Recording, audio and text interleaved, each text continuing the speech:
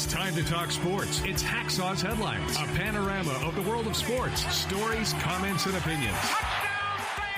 Now, here's iconic sports talk show host Lee Hacksaw Hamilton and co-host John Riley.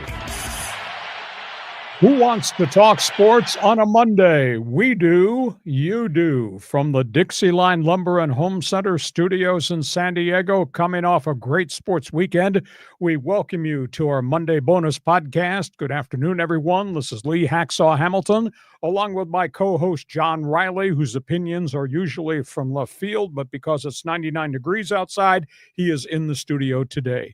We welcome you to our podcast brought to you by DIXIELINE Lumber and Home Center. 9 locations to serve you in San Diego. You got projects, they've got materials, you want ideas, they can be your consultant, your best friend, in home, outside, on the patio, at work. DIXIELINE Lumber. Just go to DIXIELINE.com to check everything out. John Riley, good afternoon. Man, there's a lot to talk about, a lot of big stories over the weekend, and a lot of stuff about to happen in the world of sports. Did you enjoy baseball this weekend? Yikes. It was a hell of a weekend at Petco Park. I know we're going to break that down. Yeah, we're going to go a lot of different directions. Before we get started, just a couple of business items. We put topics on the table. We have opinions on those topics on the table. And when we're done, because we do sports talk the way it should be done, we invite you to join us. It's called Fans Forum. We're looking for newcomers. We're looking for first-timers. We're looking for long-time people. What we want you to do is to join us in the Fans Forum chat box. Now, don't write a book. Don't write 12 sentences. Just make it clear, concise, right to the point so we can get through as many as we get through. But Fans Forum works for everybody. It's available to everybody, and there's no reason you can't be part of this streamlined live stream. How does Fans Forum work? Talk to me, Rancho Margarita. Damn it. So if you got a comment or question in the world of sports for this guy, Hacksaw, drop your take in the live chat. DIXIELINE, what am I saying, DIXIELINE? Facebook, YouTube, and X are the places where you can do that. You know, you can get involved in Fans Forum. So Fans Forum, connect with us after we're done telling you what we think. You are invited. Now, you are mandated to jump on board in the Fans Forum chat box. You like sports? Please check my website. I write on it every day of the week. You won't believe the volume of sports information that I make available to the fans. It's absolutely free. Go to the website, LeeHacksawHamilton.com. Join my insiders group. Just register to get on our email list. You can do that in the orange box right on the homepage of the website. You're on social media. Damn, I know you're on social media. I want you to join my Twitter All-Star team on X. Just type in Lee Hacksaw Hamilton. Hit the follow button. Want you to share. Tell everybody what we're doing Mondays and Thursdays at 1:30. Subscribe. When you subscribe, you will get the alert, ding, ding, ding, ding, every time we put new videos up on the YouTube channel, and we do that a number of times during the course of the week. So lots of ways for you to follow us, lots of ways for you to get involved. Damn it, you need to be part of this team. I shouldn't have had coffee this morning. I am so fired up. John, we got a lot to cover. Let's start with topic 1, baseball. Baseball, yeah. Dodgers, Padres at Petco. Tension-filled time. It looked like a playoff series. It felt like a playoff series. Hell, I think it's probably going to be a playoff series. The Padres beat the Dodgers 2 out of 3. As good a pitching as you could get. Big-time hitting. Amazing defensive plays, fans interacting with players, players doing the same. It was a hell of a 3-game series. And at the end of the day, the Dodgers beat the Padres 9 of the 13 times they played this season. But this is a different Padre team now than it was early in the season. Granted, it's not the complete Dodger team now that we had thought when we saw them come out of the gate early in the season. But boy, it was electric at Petco Park. They drew over 300,000 fans, all-time record for the 7-game homestand. Wow. And those Dodger games were just amazing. Big home runs, big defensive plays, big double plays, over-the-fence catches, in-your-face pitching. Darvish gave up 1 hit in his start. Cortez retired 16 Dodgers in a row in his start. Pivetta survived a very shaky first inning, and then he just dominated. Now, obviously, a lot of pressure on bullpens, and there were some 8th and 9th inning heart-in-your-throat appearances by Mason Miller, Robert Suarez, and the Dodger bullpen. Snell was pretty strong with the exception of one inning of back-to-back hits. Glasnow had one bad inning where he walked people and it came back to haunt him. But the Dodgers on Sunday played home run derby. Holy cow, where did that come from? Because they've not shown that during the course of the season. Just a couple of really sidebar questions. Ohtani. I use the term the Dodgers are inside the Padres' head during the course of the season. I think Padre pitching is inside Ohtani's head. Do you know in the 13 games they played this season, Showtime is 9 for 49 at home plate against the Padre pitchers. 9 for 49. Now, they've matched up a lot of left-handers against him, and he has not hit against them very well. By the way, Estrada kind of hit a wall. I don't know whether he's tipping pitchers or whether they've just figured him out. But Jeremiah Estrada's given up 5 Dodger home runs in 6 innings out of the bullpen. ERA is 18.48 against the Blue. Wow. Did you see the incident at the end of the Padre-Dodger game on Sunday? There was something going on right down by the backstop screen right next to the Dodger dugout.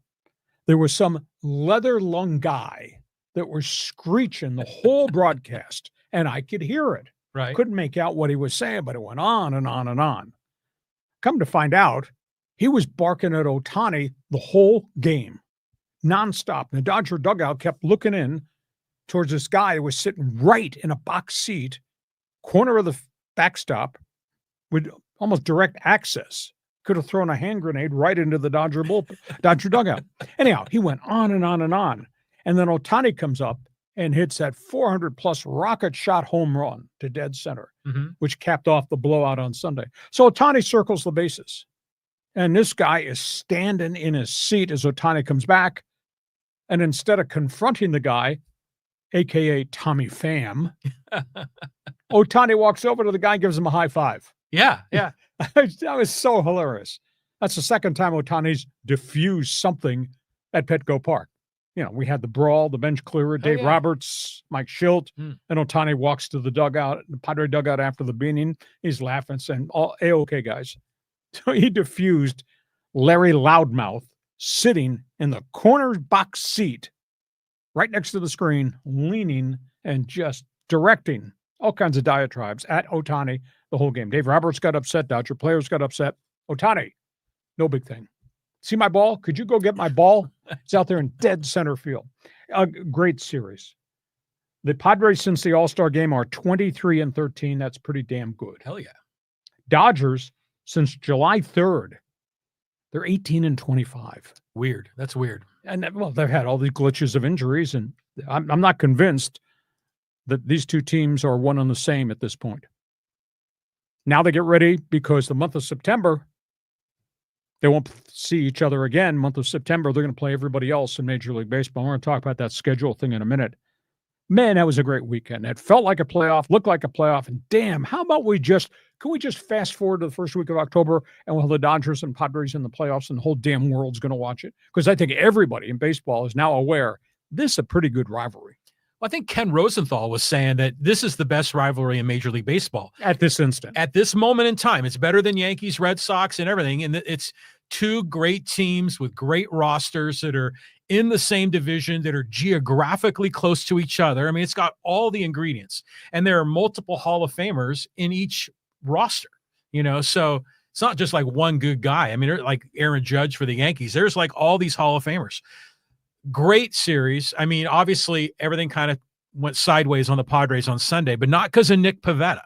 Pivetta was solid, 2 runs over 6 innings. Thank you, Ramon Laureano. Isn't Ramon Laureano just so awesome? You know, and he just makes the plays. He's hitting great. He robs the home run in center field. And dude is actually active on X. I don't know if you've noticed that. And he promotes a lot of his stuff, but in a nice way, in a good way. But the thing that I wanted to ask you is, what do you think of Mike Schilt, kind of testy You know, the media, Kevin AC, are peppering him with questions about the batting order, about Luis Ariz. Why you putting in Estrada there instead of Mason Miller when Estrada struggled in the series against the Dodgers in June? Why you bringing this up? And then Schilt gets kind of defensive.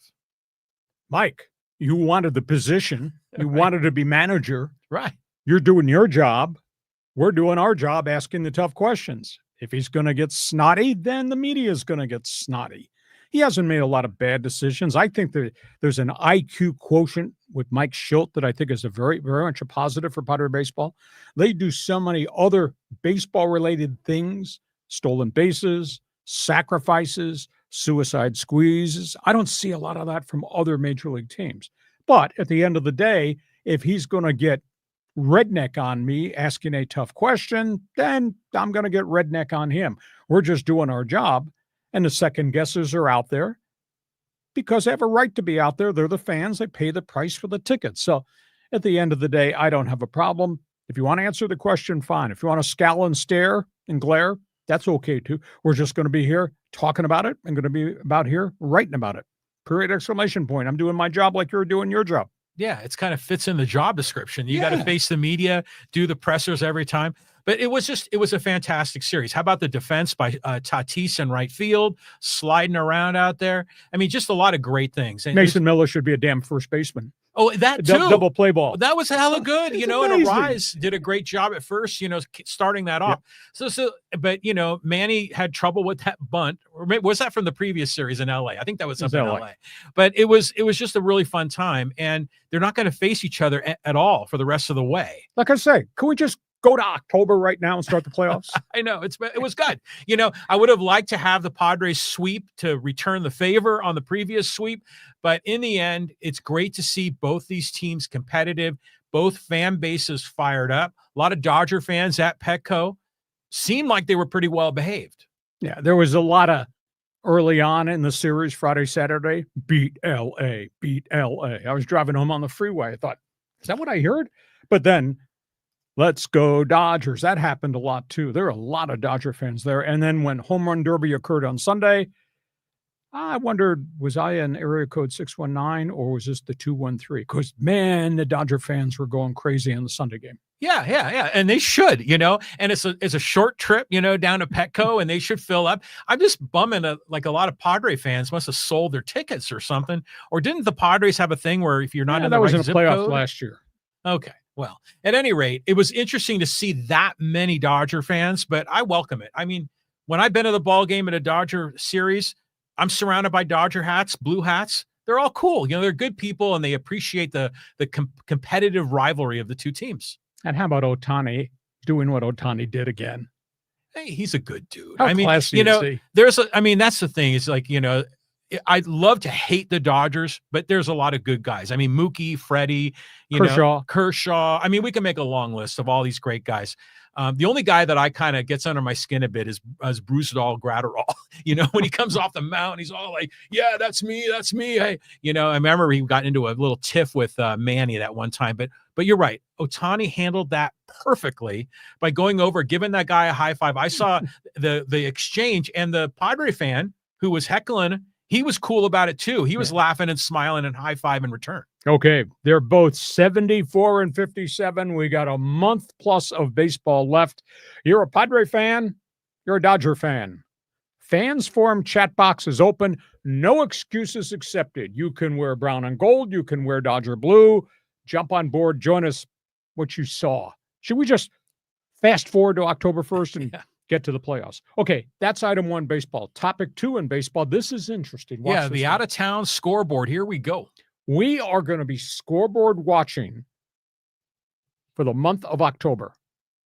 Now, I tried to break this thing down so you could understand it easily.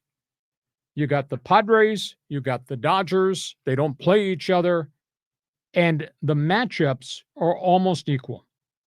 The Padres are going to play 9 games against top clubs in baseball. 3-game series Seattle, 3-game series Mets, 3-game series Milwaukee. So they got 9 tough games coming up. They got 12 games against what I'd call the bottom feeders. Rockies, White Sox, Athletics. So the Padres' schedule, they got some tough games still to be played starting tonight. The Dodgers play only 6 games against what I'd call elite. 3 against Philly, 3 against Seattle. They play 19 in the month of September, going to October, against the bottom dwellers. And that would be Arizona, that would be the Pirates, that would be Colorado, that would be San Francisco, who looks like they've quit. So to me, the Dodgers have a bit of an edge on the schedule because they got 19 games against bad teams. The Padres have only 12, and the Padres got some tough road games coming up. This 3-game series in Seattle is not going to be easy, and they're going to get Milwaukee, but Milwaukee will be here at home. So, John, I struggle with the math, but that's how I figured it out. I did not include games of teams that are right around the 500 mark. Cincinnati's on the schedules. I didn't include those. Both teams play the same number of home games. There's 16 home for both, 15 road for both. So who has the edge, San Diego or the Dodgers? Well, if you look at it that way, it's clear that the Dodgers have the edge. But I'll tell you what, Arizona's no cakewalk. They're still only like 5.5 out of the last wild card. They could get hot. It's not like they're the Giants or the Rockies or, the White Sox. They're kind of in that tweener stage, like the Reds or the Orioles, which both these teams are going to play. But the media has been setting it up saying their schedules are almost identical, but the Padres have the easiest of any team in Major League Baseball. The Dodgers, I think, were 3rd easiest. I don't know how you could say the Padres have the easiest when you're playing 2 first-place teams, and you got a Mets team that you're going to have to play there that thinks they're still in the race. But I think they're looking at overall winning percentage is what the deal is. Now I'm talking about how you're playing right now. Yeah. All right. Well, yeah, fair enough. Some of these teams are, fading away. Like you say, the Giants have given up. You're violating the first law of this podcast and my life. Don't argue with the talk show host. You'll be wrong. So, hey, Fans Forum chat box is open. You've seen the schedules as we've laid out. John did an absolutely great job with the graphics. You tell me, who's got the easier schedule? Who has the tougher schedule? Dodgers, Padres. Feel free to jump on board. Last baseball topic. This involves bad news in baseball. Yeah, the Phillies really got punched in the nose with this one. I don't know if it takes its toll. A lot of people, I talked to guys on the East Coast this weekend, are the opinion this is fatal. Philadelphia, which at one point had 6 really good starting pitchers, is now down 2 at least, and the third one's not pitching well at all.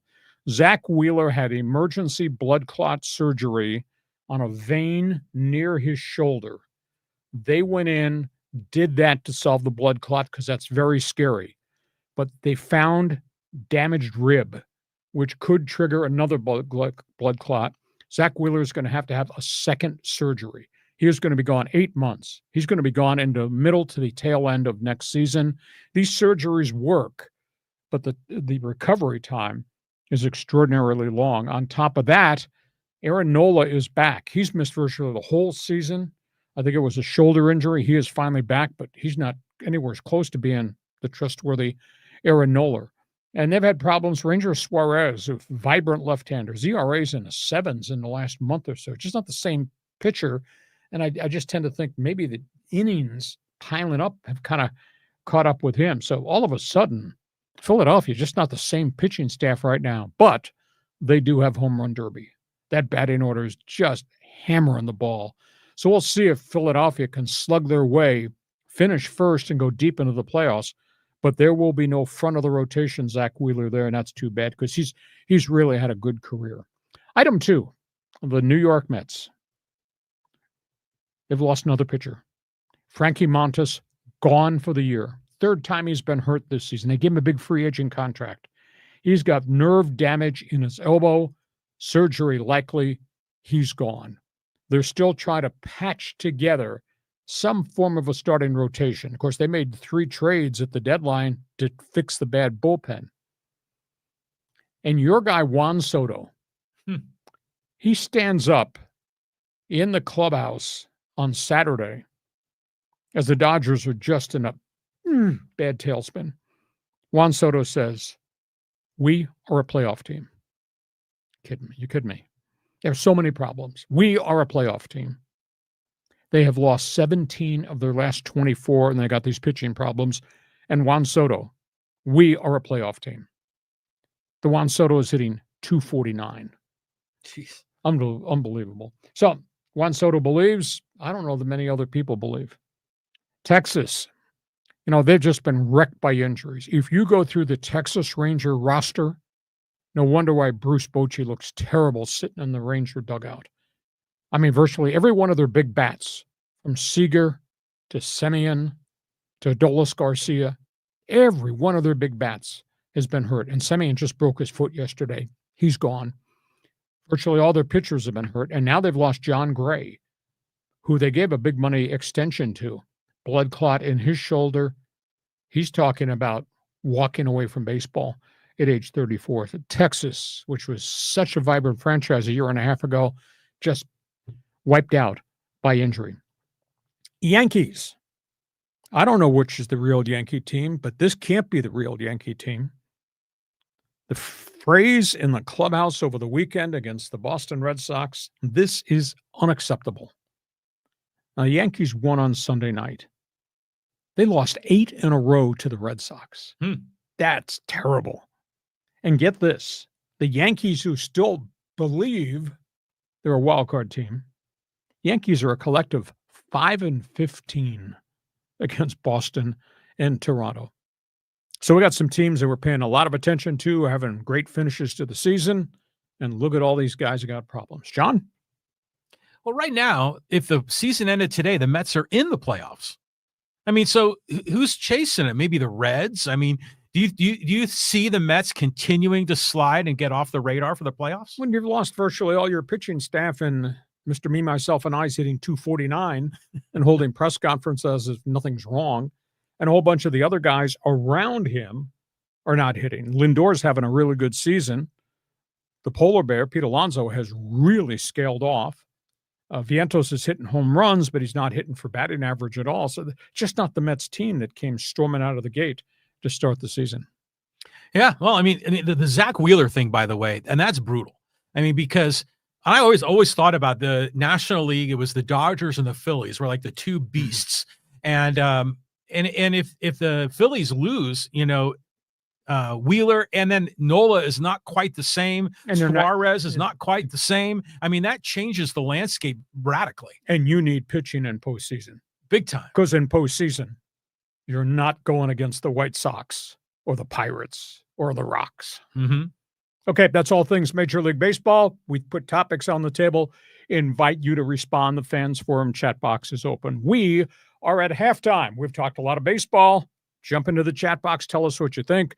Next up, in the second half, we're going to talk news and notes everywhere, all things related to the NFL. This podcast brought to you by DIXIELINE Lumber and Home Centers. 9 locations to serve you. These guys have been in business for more than 100 years. DIXIELINE obviously is about lumber. DIXIELINE works with contractors. DIXIELINE works with people who are building their own homes. DIXIELINE designs things for the homeowner, especially if you're building something brand new. You're thinking renovation, DIXIELINE does that. And DIXIELINE also does things for the do-it-yourselfer at home with a tool shed that you won't believe of tools at DIXIELINE Lumber. John, add something to it. You covered a lot of it there. But I think what's interesting is a lot of people in San Diego are familiar with DIXIELINE, what it provides for homeowners, as though it's like a local hardware store. And it is. You get nuts and bolts and power tools and all kinds of things. But really, half of DIXIELINE's business is to the trade. It's to builders and to contractors. And, right now, DIXIELINE is supplying a lot of the home building projects that we're seeing all throughout Southern California. DIXIELINE. Just go to the website to see all the things they have to offer, DIXIELINE.com. Couple of reminders. We do sports talk the way it should be done. We put topics on the table. We tell you what we think. Then we invite you to discuss those topics on the table with us. It's called Fans Forum. And again, we have so many new people that have shown up, have never participated in the Fans Forum. John, how does it work? Yeah, get on board. It's your chance. I see some new names in there. I see Shannon. I see Dave EK. Of course, our friend Showtime's in there. KW is there. That looks like a new name. We see Casey. We see Callum, XX Revolution. Our friend Carlos is in the list. So if you've got a comment or question, jump on board. Type in your question or comment in the live chat on YouTube, X, or Facebook. You like sports. Have you checked my website? Everybody's in the Fans Forum chat box. I'd like to know, do you read my website? It's there every morning. First thing in the morning, just go to leehacksawhamilton.com. You won't believe the amount of information because I cover it all on my website. Also, join Hacksaw's Insiders Group. You can get on the email list by just filling it out. The orange box right on the homepage on the Insiders Group. That's on page 1 of my website. Also want you to share, subscribe, tell everybody what we do Mondays and Thursdays at 1:30. When you subscribe to the YouTube channel, you'll get the alerts every time we put new videos up on the YouTube channel, and we put 5 to 7 to 10 different videos up during the course of the week on the YouTube channel. Also, obviously, ask you to give us a thumbs up, give us a follow, give us a 5-star rating. That really helps us a great deal. And you can go in your address book. You can go into your Rolodex, whatever the hell you call it. Want you to email all your friends and tell them Hacksaw is back. Go check his podcast out on YouTube at Lee Hacksaw Hamilton. You're damn right. I am bleeping brilliant. Man, you're digital and you're interactive. Oh, okay. We go to the second half. We got a ton of different topics on the table. By the way, just a warning. There's nothing wrong with your video screen. You don't have to adjust any dials. It's the shirt. It was clean. I put it on. My checkerboard shirt, it works fine. It looks like one of those color match things they do before they go, live. We're live now. On network TV. Yeah, exactly, where they kind of clap it down. You want to talk a little NFL football? Fire away. We're going a lot of different directions here. Rams and Chargers are on the list. GM sounding off. Yeah, let's just talk about late-breaking stories. Roster cutdown day is tomorrow, 1 p.m. West Coast time. Everybody's got a B2 56. The Chargers situation. They have said they will make a decision. They have to make a decision by 1 o'clock tomorrow on Najee Harris. Are you going to carry an injured running back on the active roster, or do you put him on the PUP list, which means he would miss the first 4 weeks of the season? He's not practiced at all. He's done nothing football-related except jog and then run hard, but he's been involved in no actual physical contact. They have not indicated the severity of the eye injury, whether it was a fractured orbital bone from the fireworks incident, whether it's a muscular damage to the eyelid, which we tend to think it might be. At the end of the day, their general manager indicated, Joe Horwitz said over the weekend, he could play opening weekend. I don't see how that's humanly possible because they got 10 days to practice before they go to Brazil to play the Kansas City Chiefs in the opener. I would tend to think the safest thing to do is keep him on PUP, which means he misses 4 games. But in the next 4 weeks, you'd have the opportunity then to actually get him into the practice regimen and get him into contact and pads, etc. Quentin Johnston, who took the brutal hit in the Rams game a week ago, has been cleared from the concussion tree. He's back on the practice field, ready to play. By the way, the Rams cornerback who nailed him was hit with a $4,600 fine for a blow to the head. So the league saw what I saw. This was a defenseless receiver that a Rams cornerback plastered him. Roster cuts coming up for the Chargers. They got some tough calls to make at running back. I mean, Omarion Hampton is going to be the starter, the draft pick out of North Carolina. I would assume Hassan Haskins, the Michigan running back that Jim Harbaugh brought with him, probably is the backup. What do they do with the third back? Is it Vidal? But he's been hurt. Kim Vidal has hardly played at all in preseason. Is it Rocket Sanders, who they found and really he ran hard, didn't fumble the football? Might he be the third back there? I don't think it's going to be Nye Miller-Himes. He's had fumble problems, a lot of fumble problems on punts as well as running the football. So they got a decision. And if Najee Harris, if they're adamant he's going to be on the roster, that means somebody else is coming off the roster at the running back position. So that'll be intriguing. What do they do with the extra wide receivers? Because you got the 2 kids they drafted that they really like. Trey Harris and Keandre Lambert-Smith. I think they probably both make it. Quentin Johnston is there. So now you got 5 wide receivers right there, including, obviously, McConkey and Keenan Allen. What happens to Jalen Reagor, who's got tremendous speed, but has a history of dropping the balls, but has played well in spurts of time? What do? Do they keep all the rookie wide receivers? Do they try to get one through waivers and put them on developmental? That bears watching. And they got a load of defensive backs, and they got some young DBs with the Chargers that have played really well in spurts. Nico Reed has played very well. RJ Mickens has played very well. And you go, so are you keeping 2 kids who can run that played a lot of snaps in preseason, or do you keep in an old dog like Tony Jefferson, who came from the Baltimore Ravens and played at the end of last season and made some plays?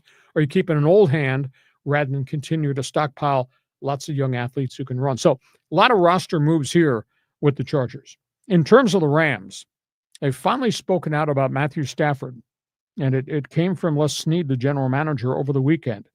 He said that Stafford is now ready, full pads, in contact, take hits.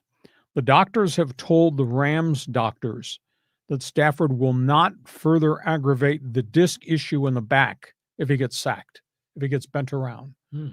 What they have to do is they have to manage if there's swelling in that area, but you can do that with medications. You can do it with a hyperbaric chamber. Obviously, you can't get him bent like a pretzel because he's going to get hurt that way, but he won't further damage the back if he goes out and plays and takes some hits along the way. It might be a little bit about pain tolerance. It might be a lot more about the treatment during the course of the week from start to start. They got a question at left tackle. Alaric Jackson has not been cleared by doctors to go through full contact yet at left tackle. He's the guy they signed to a contract extension. He's the one that was sidetracked during spring OTA workouts. Blood clots reappeared. They don't know yet. They got themselves 10 days to 2 weeks to get a decision from the doctors as to whether he's going to practice. And the right tackle, Haverstein, is coming off 2 knee scope surgeries. He's not played in preseason at all. They think he's going to be ready to go. They got roster cuts to make too, but I think that's a much better team, whereas I think the Chargers still have a whole bunch of questions unanswered about numbers of guys you're carrying, about the questions I have about their defensive tackles. So tell you what, tonight and tomorrow are going to take us to where these rosters are going to be. By the time we come back Thursday, we'll have a better understanding about what they did, why they did it. You want to talk Bolts? You want to talk Rams? Go ahead. Well, with the Bolts, have they sorted out the whole offensive line, reshuffling? They have, but we haven't seen Mekhi Becton play. Yeah, you're right. The massive right guard has hardly played. It is intriguing to me. They signed after they lost Rashawn Slater. They went into the marketplace and they signed a journeyman left tackle, David Sharp. Been with the Ravens when Hurts was there. Spent a whole chunk of time with the Arizona Cardinals. They played him first game he played. He took all the snaps at left tackle. And I thought he held up for a guy who hadn't been in camp. I thought that based on experience, he held up. They played him at right tackle in this last preseason game against the 49ers. And I said, wow, that means to me, they don't have a lot of confidence in Trey Pipkins kicking him back out to right tackle where he had started and was found deficient. Mm-hmm. So maybe Sharp is going to be the opening day right tackle just based on experience. He held up. He was okay. He held up at left tackle. So I guess to answer your question, I think they still have questions. I'm not sold that Brad Bozeman's the right center because he graded out terribly last year. And obviously Zion Johnson didn't play well at left guard last year, and they experimented with him in the middle of the line, and they moved him back to left guard.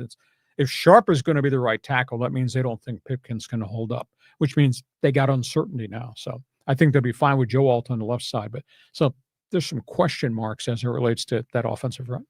And then on a typical roster, it's 53 man, right? Mm-hmm. How many running backs do most teams carry? 4, maybe 5, depending on if you play power ball.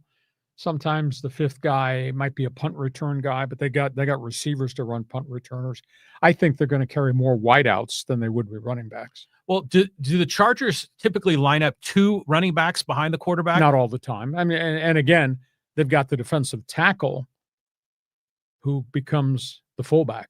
So they don't take a fullback and say this guy's part of the roster. they got a defensive tackle who will be the part-time fullback. Hell yeah. It's going to blow some holes in that line. Exactly. Yeah. So that's where they are. And your thoughts on Stafford? It's good to hear that he is going to be healthy. I mean, that was the only big question really in the Rams camp. That was the dominating issue, is whether he was going to be all right. So the Rams are positioned to likely win that division if Stafford is healthy. So you would hate for him to not be there. So good for him. But we did see Stetson Bennett, and he seems to like be pretty steady. Well, Jimmy G is going to be the player if Stafford doesn't start. Okay. But the fact that the doctors told them directly over the weekend he can't aggravate this or injure it even more if he plays. Now, what's the scope on a story on Devontae Adams? Has he had a good camp for the Rams? He hasn't played in the games because Sean McVay hardly plays any starters at all. But they're excited. Puka Nacua, 2 tight ends, Devontae Adams. That's pretty good collection. Kyron Williams, the Notre Dame running back, Matthew Stafford. Now, left tackle, right tackle, that's a bit of a question mark in terms of durability. And if Alaric Jackson is not cleared by doctors to practice, he won't be ready then to start the season. And blood clots are very serious things. So that's where you are. All things Chargers, all things Rams. Feel free. Jump on board. Fans Forum chat box. Give us opinion. NFL Notebook. Got a lot of stuff here on these pages. Yeah, a lot of teams on the list. Here we go. Let's talk about the NFL Notebook. I hate to say this. I think John Lynch is going to have a miserable season with the 49ers.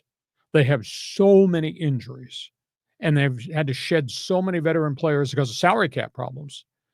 They don't have any wide receivers. Everybody's hurt. I mean, their top 2 guys right now are Brandon Ayuk and Juwan Jennings, and those guys haven't practiced nor played. And they both got injuries. Could be out 2 weeks, could be out 6 weeks with those guys. They just made a trade. I don't understand this trade.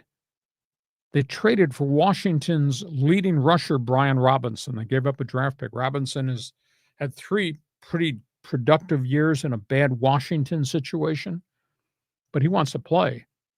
But they got Christian McCaffrey. What do you need Brian Robinson for? If I'm going to spend my currency, some of my late draft picks, I would have gone to get more wide receiver help than I would have anything else. I just don't think that they're going to have a good season in Frisco. They got so many guys hurt. They did make a trade to get a wide receiver, but he's not a proven commodity. Kansas City gave up on Sky Moore. He was a second-round draft pick 3 years ago. Yeah. Never able to crack the lineup. And he's a speed guy, but he's never been consistent.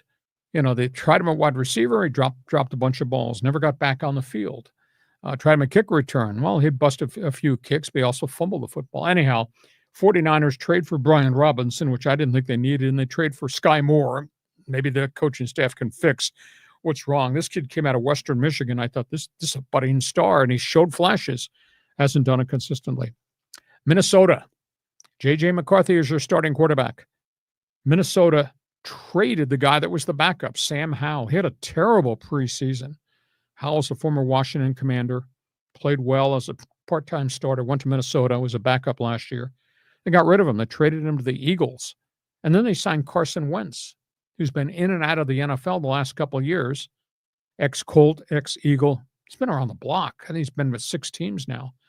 Carson Wentz is going to be the backup quarterback if anything happens to J.J. McCarthy. So I thought that was a really strange move by Kevin O'Connell in Minnesota. In Cleveland, on one street corner, they think the quarterback of the future should be Dylan Gabriel, even though Joe Flacco will be the other starter. On the other street corner in Cleveland, they're screaming, saying you didn't give Shadur Sanders a fair shake. Yeah. So Sanders is staying on the roster. They got 4 quarterbacks on their roster for opening day, which is just really stunning. Sanders had a really bad last exhibition game. In the first preseason game he played, it was scramble ball. He was throwing it all over the place, and he looked really athletic. He took some terrible sacks, threw balls into coverages, made some pass plays. He gets into the game this past weekend for Cleveland. He had 11 dropbacks. He took 5 sacks. Jeez. 5 sacks and 11. I mean, I think he threw for 5 yards total.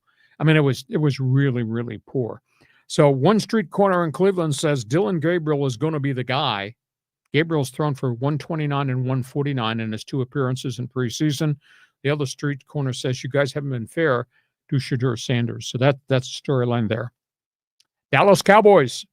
Soap opera. You like soap operas? In sports, they're great. It keeps us going, man. I don't understand this whole Micah Parsons thing. So Parsons shows up on the sidelines for the Cowboys' last preseason game, and he's been there for all the games, even though he's not practicing because of this contract dispute with Jerry Jones. He shows up. He deletes any reference to the Cowboys on every social media platform he's on. He's on all of them. Nothing related to the Cowboys. You're looking for it right there. Nothing related to the Cowboys. He shows up, and he doesn't wear any Cowboy gear. He wears a crummy old gray sweatshirt like the one you have in the closet back there. And then he lays on the trainer's table and falls asleep. You talk about amazing disrespect to your team and your teammates during a game. Yeah, that's just childish. Yeah. So Brian Schottenheimer is going to meet with him today. They're going to settle it in-house, but there's a real attitude adjustment that has to occur with Micah Parsons. And he's a great football player. And they offered him a lot of money. And Jerry Jones got pissed off finally and said, listen, we've offered him to be the highest paid non-quarterback in the league with a lot of guaranteed money. You agree to this, sign the deal. And if you don't sign the deal, then you owe us 3 years. And I said, what do you mean he owes you 3 years? Jerry Jones said, he owes us 3 years. Reporter said, how does he owe you 3 years? 1 year left on this contract. And we're going to franchise tag him 2 years in a row.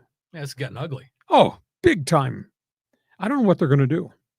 I mean, this thing is just, this has gone so far offline. And there's no need, no call for it. Cincinnati. How'd you enjoy that preseason at Paycor Stadium? Last 2 games the Bengals played, because there is no Trey Hendrickson. He's not playing. He's involved in this nasty contract dispute with Mike Brown, the owner, penny pincher. Their number 1 draft pick, who held out for a long time, finally got to camp and signed, Shamar Stewart out of Texas A&M. He didn't do anything. The last 2 preseason games, the Bengals at home gave up 438 and 478 yards defensively. Well, that's always been their problem, right? And that's without Trey Hendrickson. Now you're going to start playing for real? And Hendrickson says, I'm not going to play unless you're going to take care of this contract extension. Just amazing. Tampa Bay. The word of the day, obesity. They drafted a defensive tackle out of Florida by the name of Desmond Watson. He was allowed to play last year at 476 pounds. Holy crap. At Florida. Now, he didn't play all the snaps, the heat and humidity and all that, but he was allowed to play. Tampa Bay brought him in. They knew that they had to undergo a massive weight training evaluation diet program with this kid. He never got on the practice field. He did not take part in the practices. He never got into a game. All he did was work with the trainers on diet, exercise, obviously weightlifting. I saw a picture of him. He's just massively big. Anyhow, they have a decision to make. What are they going to do with him? Because you can't carry dead weight on your roster. No pun intended. No pun intended. Apologies in advance. His weight has gone from 476 prior to the draft down to 421, but they don't think he can play. He can't practice in the heat and humidity of Tampa, Florida. You know, there was a scary story years and years ago. Minnesota Vikings had a Pro Bowl tackle who was massively big, Corey Stringer, who died of heat stroke in practice in Minneapolis. And he was massively big. He might have been 360 pounds. Well, how about this Becton kid for the Chargers? He's a big boy. Yeah, exactly. So they got a tough decision to make. He's on PUP. What do? They put him on injured reserve, but he's not injured. He's got a weight problem. Do you put him on non-football illness? But he's not ill. He's just got a weight problem. So they got a problem with the union as what's going to happen to his contract, etc. So this bears watching to see what happens between now and Tuesday. Raider Nation, big setback. They're looking for a quarterback. You got any eligibility left? No. Raiders have lost Aiden O'Connell, fractured wrist. That's too bad. And he played really competitive, sprayed the ball all over the place. He did throw some interceptions in the Chip Kelly offense. He's gone down with a fractured wrist. They just operated on him yesterday. He's going to go probably 8 weeks. He's going to miss, I would assume, at least half the season. He'll probably start the season on injured reserve with the right of recall. You get a couple recalls. You can put all your injured players on IR, but you can only bring back 6, I think it is, during the course of the regular season. So they're looking for a backup quarterback. I would think maybe Tyler Huntley, the ex-Baltimore Raven, who's got more experience than anybody else that's out there. Well, the Browns just released him, right? Yes, he got released on Saturday. So I would assume they're still looking for a quarterback. So, John, 49ers, I don't understand the Vikes. Which street corner are you standing on screaming in Cleveland? You want to talk about Micah Parsons versus Jerry Jones soap opera? The Bengals, go ahead. You got to talk about Sanders. I mean, Shador and Shiloh, which you didn't even talk about Shiloh. That was another. I thought that was going to be the Buccaneers story. He got released. Yeah, he did. Did you see the clip on that? Threw the punch. Well, but the other guy was like giving him the business the whole way, even after the whistle. There's a lot of people on Twitter that are convinced that the NFL has some sort of a conspiracy against Shador Sanders and Shiloh Sanders. And that's why the Browns wouldn't let Shador run the 2-minute drill in one of those games. They brought in Huntley when they knew they were going to cut him like the next day, So even you got crap on your commentary video that you did on Shador Sanders after preseason week 1, where he had that pretty nice outing. Yeah, but it was a wild game, and you can't. But he's young. He need a lot of snaps. Now he probably would have gotten more snaps in preseason had he not had the oblique injury. Yeah, that's true. So, but Dylan Gabriel does look really good. I mean, polished. You got to give him credit for that. I mean, but you think the Browns are going to have 4 quarterbacks on the active roster, so that no team does that, right? Nobody in modern day, nobody's done it. So they're going to have not even on the practice schedule, every one of those guys is technically eligible to play every week. Well, you have to declare 1, 2, and 3 for your roster. Third guy can't play unless 1 and 2 are out and hurt. Then what about fourth guy? Fourth guy is probably inactive. Interesting. Yeah. So the Shador injury slowed the decision process down. Kid's too good an athlete just to put him out in the street and cut him. And the only way you get him on your developmental squad is you have to put him on waivers, and that means everybody else has a chance to claim him. So if he clears waivers, then you can take him, bring him back into the building and put him on developmental, which means he practices with a scout squad, and you try to grow the game. But the problem is, if you see upside in the kid because of his athleticism and his football genes and his football intelligence, then you don't want to risk losing him out there. So, well, what's going on with Kenny Pickett? I mean, wouldn't he be a PUP candidate? Yeah, hamstring. But that could solve the logjam at least for 4 games. But you have to make a decision somewhere down the line too. Yeah, and you're paying him money, and you traded draft picks to get him. Yeah, fair enough. It's a tough call. So that's where we are. Do you have a comment on how bad the 49ers season might be, or you're going to solve the quarterback situation in Minnesota? Boy, if J.J. McCarthy gets hurt, uh-oh. Yeah, exactly. That's what I was thinking about. I mean, you said he hasn't started a game in the NFL. We've heard all these rave reviews about, camps and workouts last year, this year. I mean, I'm rooting for the kid. But, yeah, the plan B, Carson Wentz, I know what you can count on there. Yep. So, I mean, you look at all these teams. Also, the Micah Parsons thing, that's childish. I mean, I get it if you want to hold out. I understand that. You want to apply some leverage. But don't go disrespecting the team that you're going to want to play for, disrespecting your teammates while acting like a bum on the sidelines. Yeah, and this guy's a Penn State guy. I mean, he's quality, classy. Why are you doing something like this? Yeah, he doesn't need to do that. Okay, that's all things NFL. If you got an opinion, feel free to join the conversation.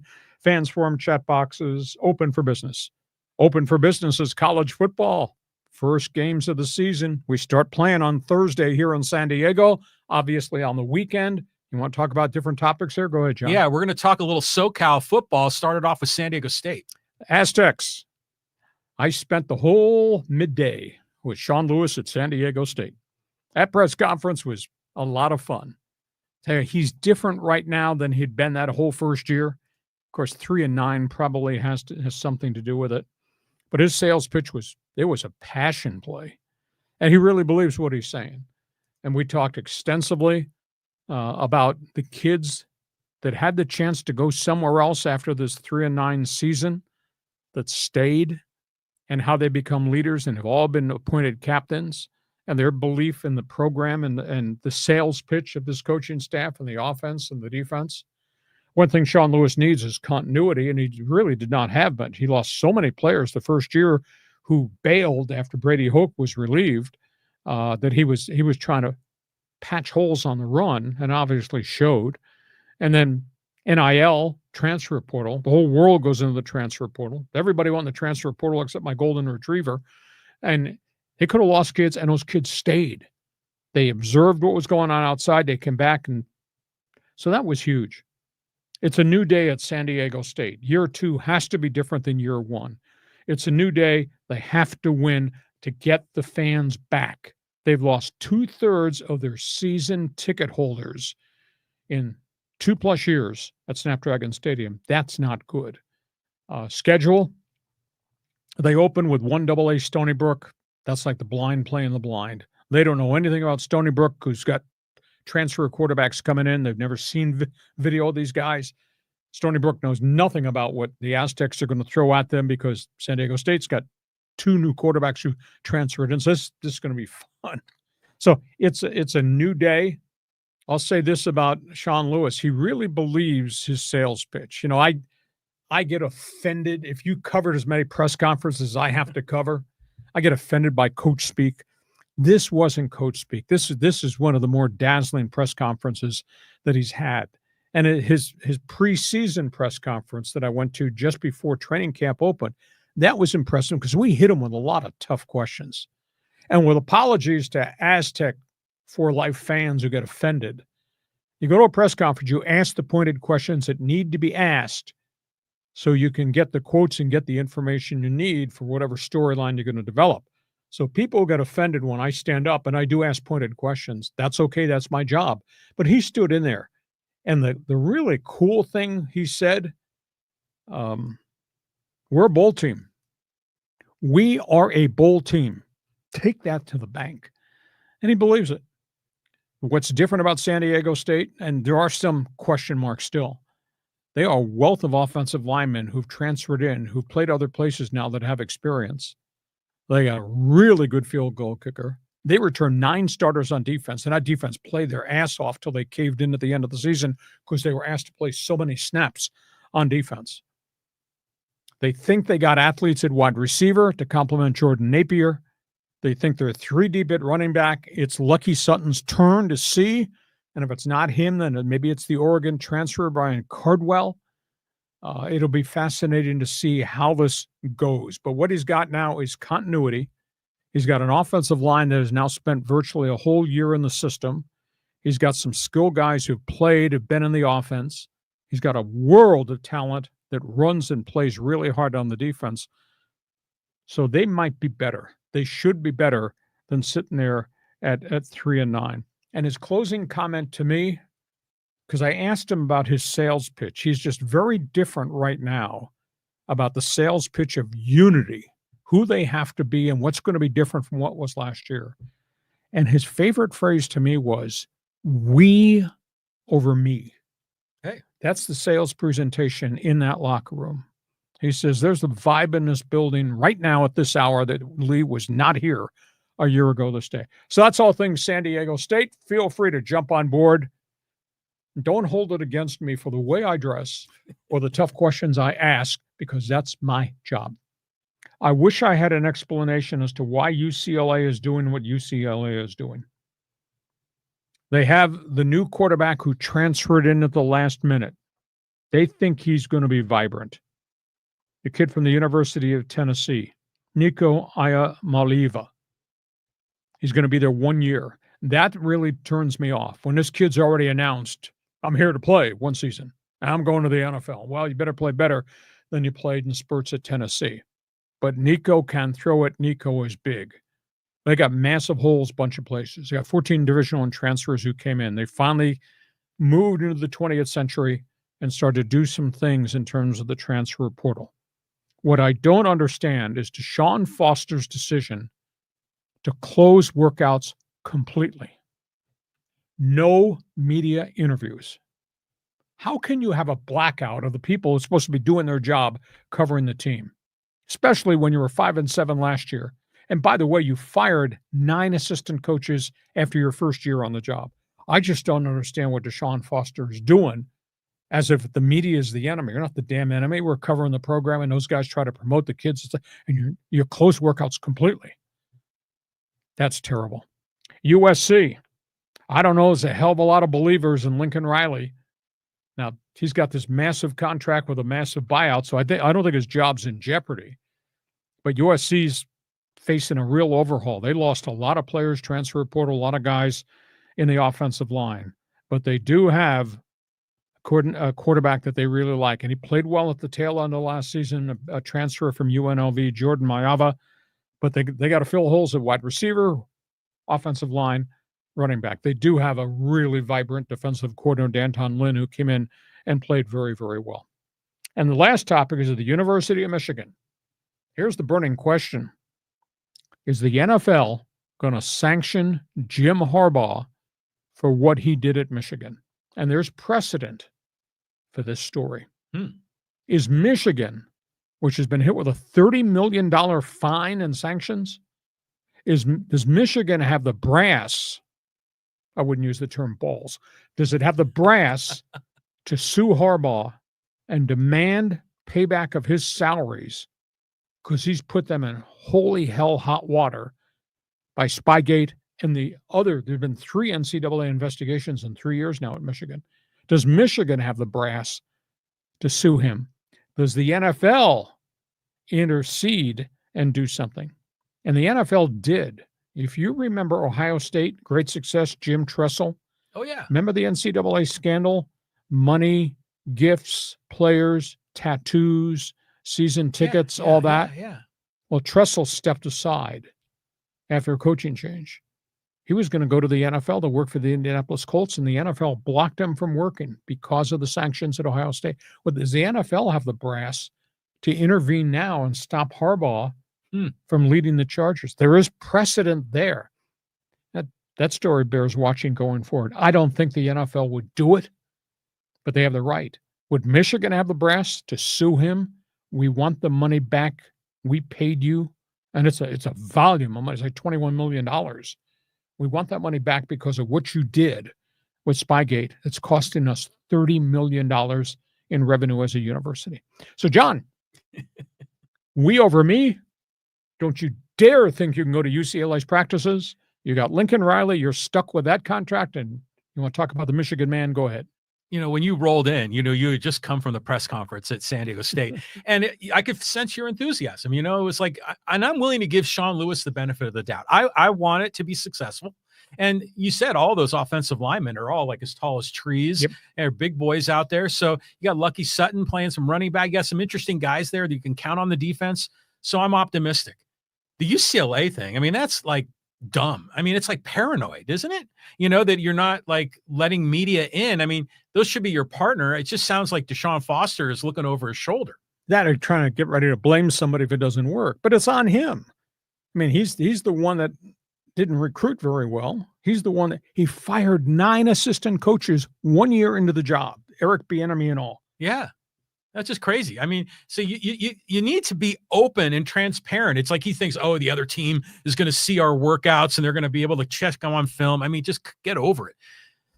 If the NFL suspended Harbaugh, that would be so charging, wouldn't it? It would be just perfect. It would fit that whole diatribe. I don't know. It just seems like it's like crossing over into a world where the NFL shouldn't necessarily go. But they did that already to Tressel. They did. Yeah, they did. I hear you there. But I don't know. Didn't the NFL like talk to Dean Spanos and like threaten him and say, you need to hire a big name coach? That's what I was told. And then can imagine, if the hire that was Harbaugh and he gets suspended by the same people that told him to hire him. But nobody at that point in time knew it was this deep and as dirty. Well, there were 38 Michigan games that were impacted by Spygate. 38 over 3 years. That's a lot. Hey, if you ain't cheating, you ain't trying. So, here's the burning question. I'll ask this question because I feel differently now. I look at Harbaugh. I don't feel the same about Harbaugh any longer. He preaches. I said this on KUSI Saturday morning. I thought people were going to have a fit. He preaches, don't cheat, don't steal, don't lie. And if there are mistakes, apologize and move on. Well, what the hell did he do at Michigan for 3 years, over 38 games when they won a national title? And he has totally refused to answer any questions as if he did nothing wrong. I look at Harbaugh now, the sleaze factor is, to me, feels really different. Yeah, I hear you there. I mean, especially since, you think of him as a character guy, that's building up the enthusiasm of his troops. So, yeah, question is his credibility there. I want to ask you one other question. What did you think of the K-State, Iowa State football game in Dublin, Ireland? Did you bring rain gear? There was a lot of rain. You own a kayak? But what do you think about the whole idea of the NCAA taking games outside of America? Because on one hand, I think it's great to get more exposure for the sport and everything, but it just sort of ruin the whole college home football experience? A lot of students can't be there. It probably lacks a lot of the same energy. It's all marketing more than anything else. The only concern I would have, that was an important game. That's a conference game. Yeah. Now, if you want to take Iowa State and play McNeese State over in Dublin, that's okay, because it's all about marketing, etc.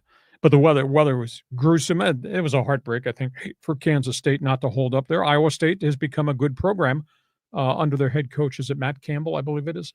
So, but this has happened before. Notre Dame's gone there and played a whole bunch of games, but that's an Irish Catholic connection. I understand that. Yeah. So that was the only thing. It should have probably been a non-conference game rather than the opener of the Big 12 season abroad. But I'd love to go back there.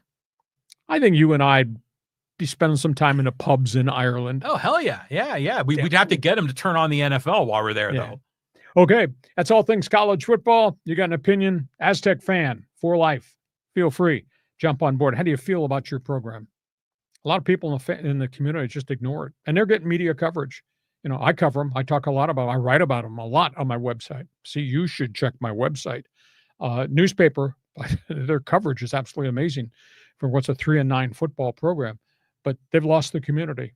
The only way they're going to get it back is they're going to win. And I'll say that Sean Lewis is really working hard. I mean, his meetings with us have become a passion play, which is okay. So we'll just see. Schedule's weird, University Stony Brook. Who? I'm from Long Island. I know who Stony Brook is, but that's 1AA football. But they do get the Cal Golden Bears from the ACC in here. They're going to get Boise here, get Colorado State here. Don't play a ton of big names at home, but getting Boise here at the end of the season, that's going to be kind of a farewell game for the Mountain West Conference tournament. So we'll see. Aztec fans forum chat box is open. Anybody Los Angeles ties, UCLA, USC, feel free to join us. And if you want to talk about the Michigan man, we let you on board. Fans forum chat box is available. Okay, quickly, let's move through some other hot topics. Little hoops. NBA stories, involving the Pistons and the Warriors. FBI has announced this. They have cleared guard Malik Beasley of any wrongdoing in this year-long gambling probe, saying he's no longer being targeted. Evidently, they got answers to the questions that they wanted. Beasley was looked at about very strange, erratic play in certain games where suddenly there was a rush of a whole bunch of bets placed on Beasley's performance in the beginning of games. But at the end of the day, this thing went on for so long, it has destroyed Beasley's marketability. He had a huge contract extension. It was 3 years, I want to say 40 to 50 million from Detroit, and Detroit pulled it off the table. Well, Detroit has now spent all of its cap space. They have no cap money. So he can't go back to Detroit unless he's willing to take a 1-year low-budget contract. The Knickerbockers, I was told, Cleveland, I was told, have made contact with Beasley over the weekend, but he's not going to get – everybody spent their free agent money, so that's a big issue there. Keep an eye on what's going on in Golden State. A domino is going to fall. Golden State has continued trade talks with Chicago about their very unhappy power forward, Jonathan Kuminga. Chicago evidently is trying to do a double sign-and trade. They would move unsigned guard Josh Giddey, who's a firepower backcourt shooter. He would go for Kuminga. But there's also a report now that Golden State over the weekend contacted New Orleans about their three-point shooting forward, Trey Murphy. He's got a pretty good reputation, that maybe they'd offer Kuminga straight up for Trey Murphy in a sign and trade. So keep an eye on that. So you want to talk Beasley? You want to talk Warriors? Go ahead. Well, Beasley seems like he's getting a raw deal here. I mean, he was targeted by the FBI for gambling or, whatever, fixing games. It turned out, is he innocent, or there wasn't enough to convict him, or what? No longer targeted. Other than they could not link his bad play in the first quarter of certain games where all this mass betting took place. So, now obviously not from a legal perspective, but in a societal perspective, he was guilty until proven innocent. It's like backwards. So he's the guy that gets screwed in this whole thing. It's not really fair. They get a 1-year contract, and if he averages 16 points a game as he did last year, he'll go back to the free agent market. But his reputation really kind of got hammered in this deal. Yeah, exactly. Yeah. Okay, we got basketball. Hockey Hotline is open for business. Quick comments here. Panthers, Ducks. We talked about how phenomenal the Four Nations tournament was. We talked about during the course of the winter, all those major injuries. Matthew Tkachuk, the captain, Florida Panthers Stanley Cup winners, underwent surgery at the end of last week, sports hernia, major injury from the Four Nations Cup. He's going to miss at least 4 months. He's going to be out through January. Big blow to him. You play for the flag. It's important, means a lot to the players, but he got badly hurt. This is an interesting story with the Ducks. Keep an eye on what's going to transpire next. They got cap space. They've got all these young players have been building.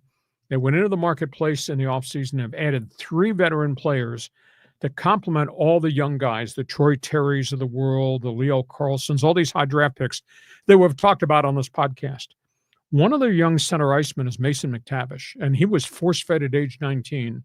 He never played with the San Diego Gulls, right to the NHL. Got progressively better and better. He scored 60 goals in his career in Anaheim. Anyhow, he's in the final year of his contract. And when you're in the final year of your contract and you're a promising star, you get what's called a bridge contract, but the pay hike is huge. And that means he's going to go from $2.3 million to maybe $7 to $8 million per year on a multi-year deal. So the question is, what is Pat Verbeek going to do? Is he going to sign McTavish? Does he believe McTavish is going to be a star and pay him $7 or $8 million? He's got to score more than 20 goals a season if he's going to do that. So that's a big question because his name has been out there in the trade block in this offseason, and I just kind of lost my mind. You already traded Trevor Zegras. You already traded Jamie Drysdale. Those were 2 number ones that was supposed to be the foundation of the future. You already dealt them away. You're going to deal McTavish away because you don't want to pay him? And the kid's played well as a young center iceman. So this story bears watching to see what happens between now and the opening of camp in mid-September. So fascinating there. Do you know the difference between a hockey puck and a burnt roll? I don't know, but go ahead. Let's talk puck. So it's amazing. We're talking about hockey in the summertime, but what just give me a sense of scale. Who is the highest paid player in the NHL and how much do they make per year? Well, it was the guy in Edmonton, Leon Draisaitl, over $14 million per year. Now, Mitch Marner, who went from Toronto to Vegas in a trade, he just signed a deal. It's $14.1 million. So those are the highest. Pay scale for stars in the NHL has gone up and up and up. McTavish, though, is not Marner. Marner's got 231 goals in his career. Mm-hmm. Is not Austin Matthews, who was making $14 million in Toronto, a 60-goal scorer. He obviously is not Draisaitl. He's a good young hockey player, but the way this structure works now, when you get to the end of your entry-level contract and you become a star, and McTavish has become a star, your pay hike is going to jump to whatever all the stars are getting. But for the longest time that Ducks have had like all these young kids, they've been well under the salary cap, right? So they've got the room to do it. And if he deserves it, then just get it done. Sign the guy and give him what he deserves and go out and win some damn games. Well, I think they're close. They almost made the playoffs last year. Now they've made the coaching change. And Joe Quenneville comes in, and he's got his reputation, his resume is really impressive as a coach, playoffs, Stanley Cup, etc. I wouldn't trade McTavish, And Verbeek, I think, is under enormous fire because they've missed the playoffs like 9 years in a row. But they've been building. We knew it was going to be painful. When you win the cup a couple years and everybody's contract comes up, you spend all your money because you got to keep these guys, the Niedermeyers, etc. But the problem is then suddenly you get a bunch of guys that are 35, 36 that are earning so much money that you have to start to divest and you deep dive into rebuild. Well, deep dive into rebuild takes time. The Ducks have drafted a lot of good kids, very high draft picks. They've force-fed them. They've gone through a real painful time. They're knocking at the door. They're really close. And then Verbeek went into the marketplace and made a couple of trades with the New York Rangers to get chemistry veterans to complement the kids. But you've already traded two of your number ones away. You're going to trade McTavish away too because you don't want to pay him? That to me is not good business sense. No, not at all. And he's a good player. Is he a 40-goal scorer? No. But, when you're age 20, 21, you're scoring 23 goals in a season, that's good on a bad team. Make an investment. I concur with you. Okay, Hockey Hotline is open. Last topic on the table. We've got some really cool other sports items to cover. Yeah, big golf tournament over the weekend. Oh, man, that was so neat to see. Talking about the Tour Championships at East Lake in Atlanta. You talk about pulling for a guy. His name is Tommy Fleetwood. What Tommy Fleetwood, who's a journeyman at best, did by winning the Tour Championship, he had been in 164 PGA events over 6 years. John had never won any. Had gotten close and lost leads on the final Sunday, etc. Had never won. That whole gallery was pulling for the Englishman. It was really kind of cool. And he just looked over his shoulder. He looked at the leaderboard, and these guys were tracking him. All these big names were chasing him and getting close. And he kept making putts. He birdied, I want to say 6 and 7. Then he birdied 12 and 13. And every time they get within a shot, he'd push away. And he made some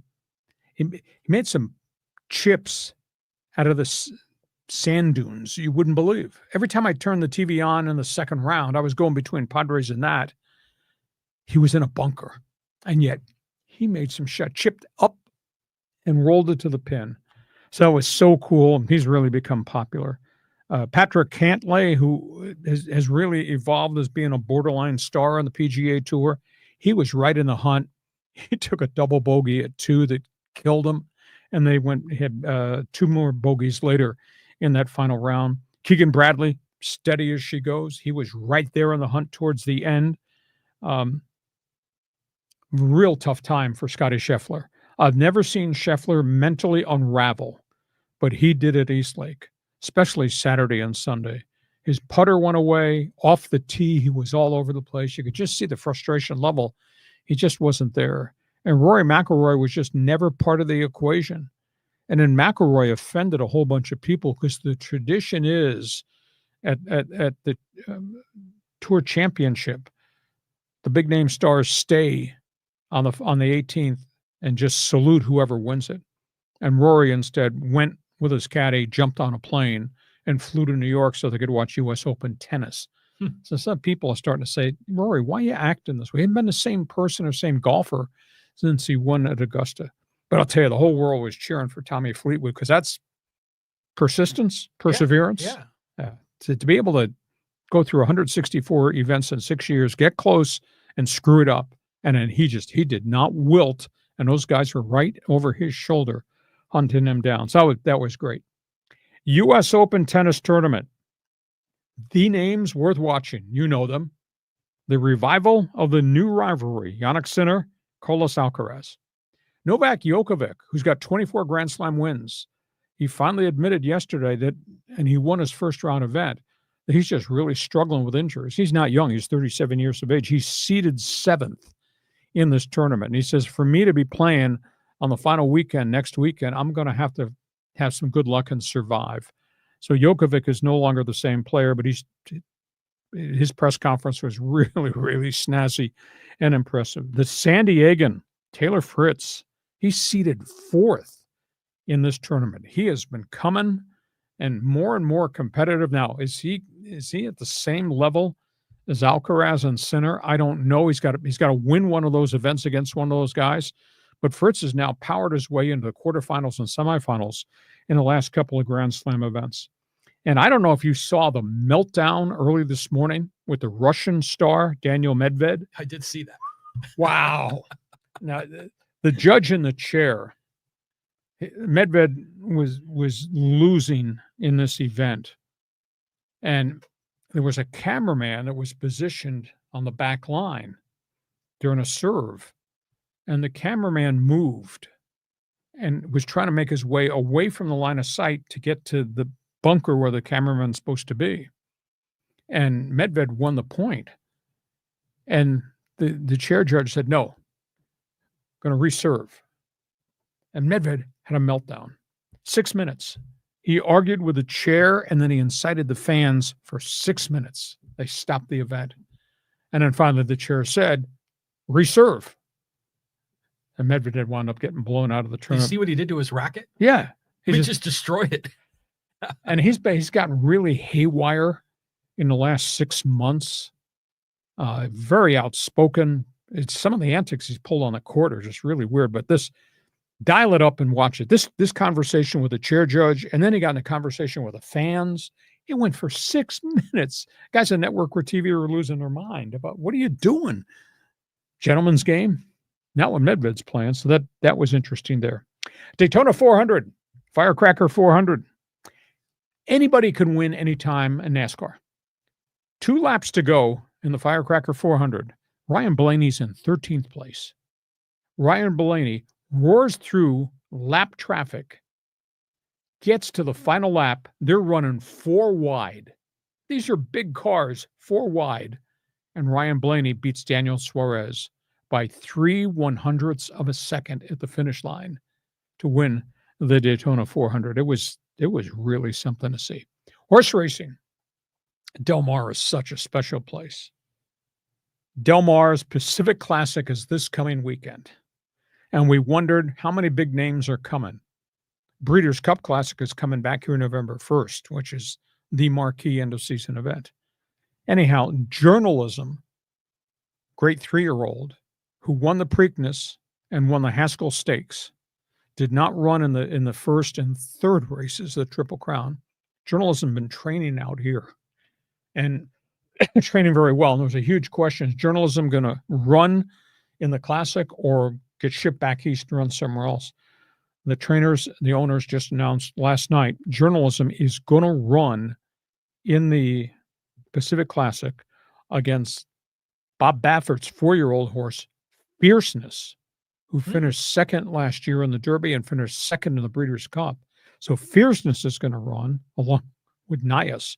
So this is going to be just a great Saturday at Del Mar, the crown event of the whole summer schedule of the Pacific Classic. But journalism is a great 3-year-old.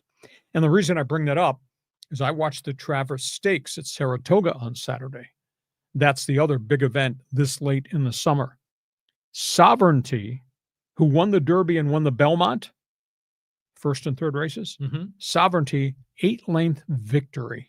Wow. I mean, blew the field away at Saratoga.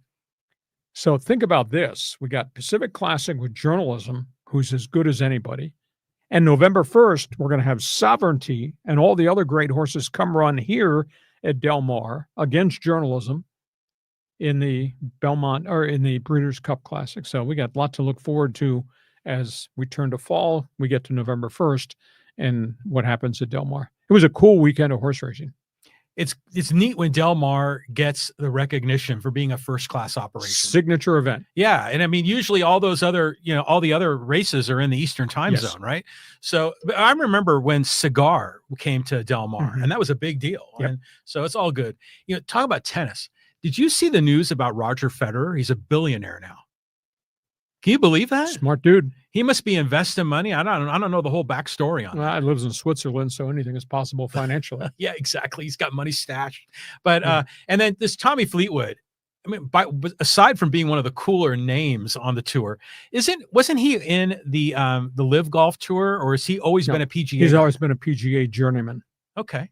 But he's the kind of guy you want to sit in a bar with in England and drink a beer, because he does. Yeah, right on. Yeah, it's good to see him win one. Kind of fans man. One other side note. This is a little bit of a sad story, spinning back to horse racing. I interviewed this guy twice. What a gentleman. Do you remember the great horse Secretariat? Oh, of course, yeah. 1973. Yeah. Won the Triple Crown. Yeah. The jockey was Ronnie Turcotte. Ronnie Turcotte was the jockey on Secretariat, had done what nobody had done in decades, winning the Triple Crown. He suffered a catastrophic injury in a fall a year later, paraplegic.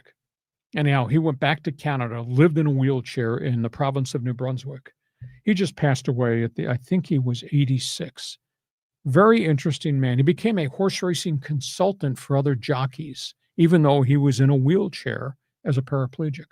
Wow. But I interviewed him twice, long distance from Canada. Really nice gentleman. It's kind of a sad note. Ronnie Turcotte has passed away, but man, that was a moment never to ever forget. 1973 with Secretariat. It was the greatest of all time, right? Yes. Yeah. Wow. I mean, it is kind of cool, by the way, a guy that, can't move his arms and legs is coaching the best of the world. Exactly. And what a gentleman. All right, those are topics on the table. This podcast is brought to you by DIXIELINE Lumber and Home Centers, 9 locations to serve you in San Diego. Got projects? They got materials. Want ideas? Just go to DIXIELINE.com to see all the things they have to offer. A guy stops me at the fitness center this morning. Mr. DIXIELINE.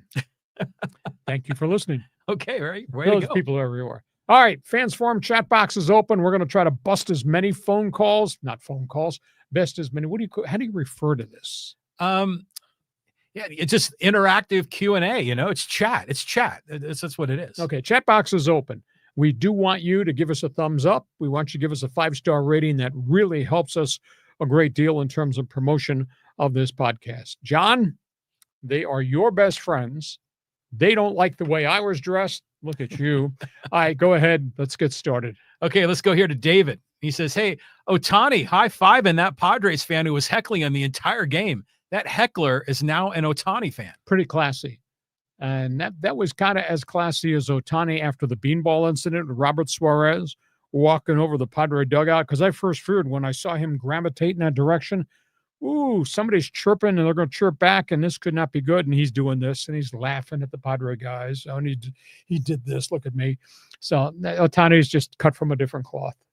See, he is. I mean, what a guy. I mean, it's just weird. He's like such a nice guy on so many of these things. And yet he's involved with Ippei Mizuhara and all that mess. And now this new thing going on in Hawaii. Yeah. It's like you get a little bit of a mixed message. I just wonder, is he just not good at picking business partners? Maybe he's too trusting, too naive. How do you explain him 9 for 49 against the Padres this year? I mean, he's crushing everybody everywhere except Padre baseball. Well, usually it's because of Adrian Morejon. I mean, because he usually can get him. But yeah, and also, did you notice Nick Pivetta was throwing high and inside, not like they throw to Tatis, but in the zone or just above the zone. And Ohtani was swinging right under it the whole time. Yeah. So maybe they're figuring out his number. Estrada did that and wound up 428. Estrada had no business being in that game. I mean, why didn't they bring in METS-MILW? I mean, he's a guy, he's right-handed. He doesn't have the track record that Estrada has of blowing games to the Dodgers. I just got a text here. It's from Mike Schilt wanting to know why you're criticizing him. He's getting testy again, right? Okay. Okay, we move on. Good point. Thank you. Okay. And all right, here we go to Jason. He goes, you're going to be wrong with your prediction about my Niners. They have so many injuries. Their skill people are all beat up. I mean, granted, the quarterback is healthy. And granted, they got Christian McCaffrey.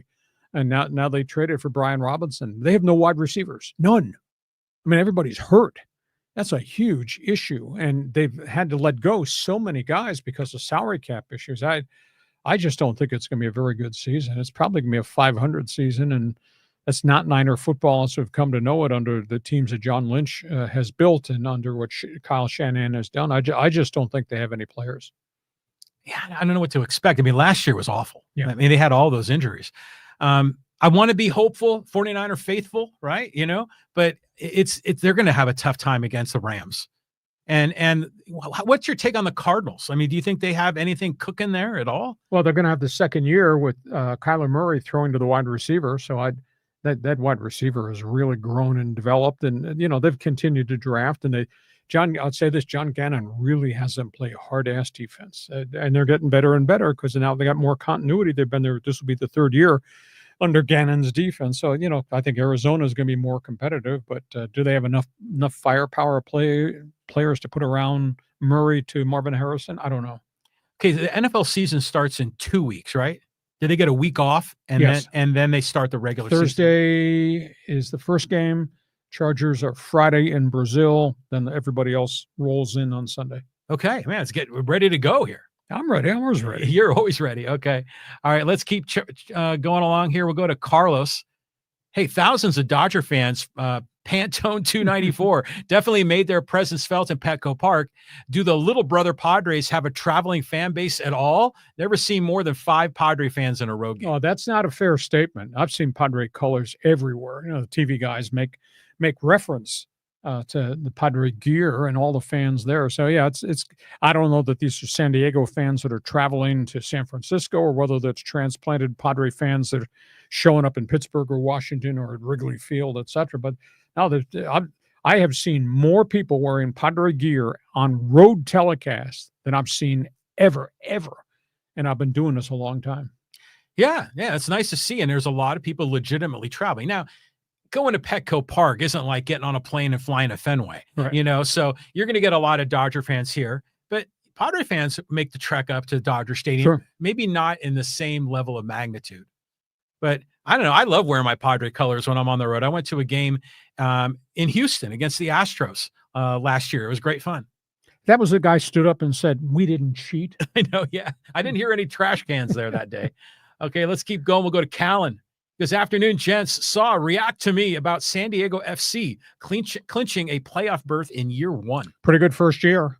You know, it was really intriguing against Portland. I mean, I'm not going to say they backed in, but they got held to one shot by the Portland Timber, which was kind of weird in that game on the weekend. But no, this is a really collective good team. I think the whole thing is got to get to the playoffs healthy. And that means that there cannot be any more injuries to their goal scorers led by Dreyer and Chucky Lozano. But so far so good. And now the goalkeeper, CJ Dos Santos, is back. He had I think it was an eye injury.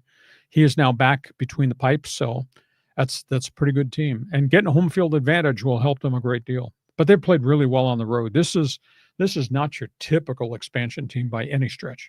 Well, you know, they were Saturday night at Snapdragon. There were 20-something thousand there. Plus Petco was, you know, full, you know, sold out with the Dodger game. I mean, a lot going on in San Diego. I think it's a wonderful story, San Diego FC. But I'll tell you what, I watched that game, and some of the subs, some of the guys that are in the starting lineup, never heard of them. They weren't starters in the early part of the year. They either came on as loaners. I know we got a guy from Philadelphia Union that came in as a loaner. So sometimes it's just sort of hard to keep track. Well, you don't know a lot of these guys, but they've been making acquisitions since the middle of the season because of injuries and obviously losing Olaski, who went on. But they've still got a chunk of time to get these guys into their regimen of their system, et cetera. They just made a financial deal to get a player out of England. I think it was last Thursday or Friday, a young guy, age 20, from one of their academies that was playing in England. So they're headed in the right direction. This has been a unique expansion team. This has not been typical. And this is great success and credit to their front office and their coaching staff for this philosophy. It's worked so far. Have you noticed that when Manny Machado is interviewed in the clubhouse at Petco, he has the San Diego FC like scarf, like hanging above his locker? I think that's cool. All right, we move on. Thanks, Calvin. Okay, let's go to Showtime. He says, hey, do you guys think that the Broncos could be a dark horse to make the AFC title game? That defense may be the best in football, and the offensive skill positions are much improved. Orange Crush may be back. Tough division.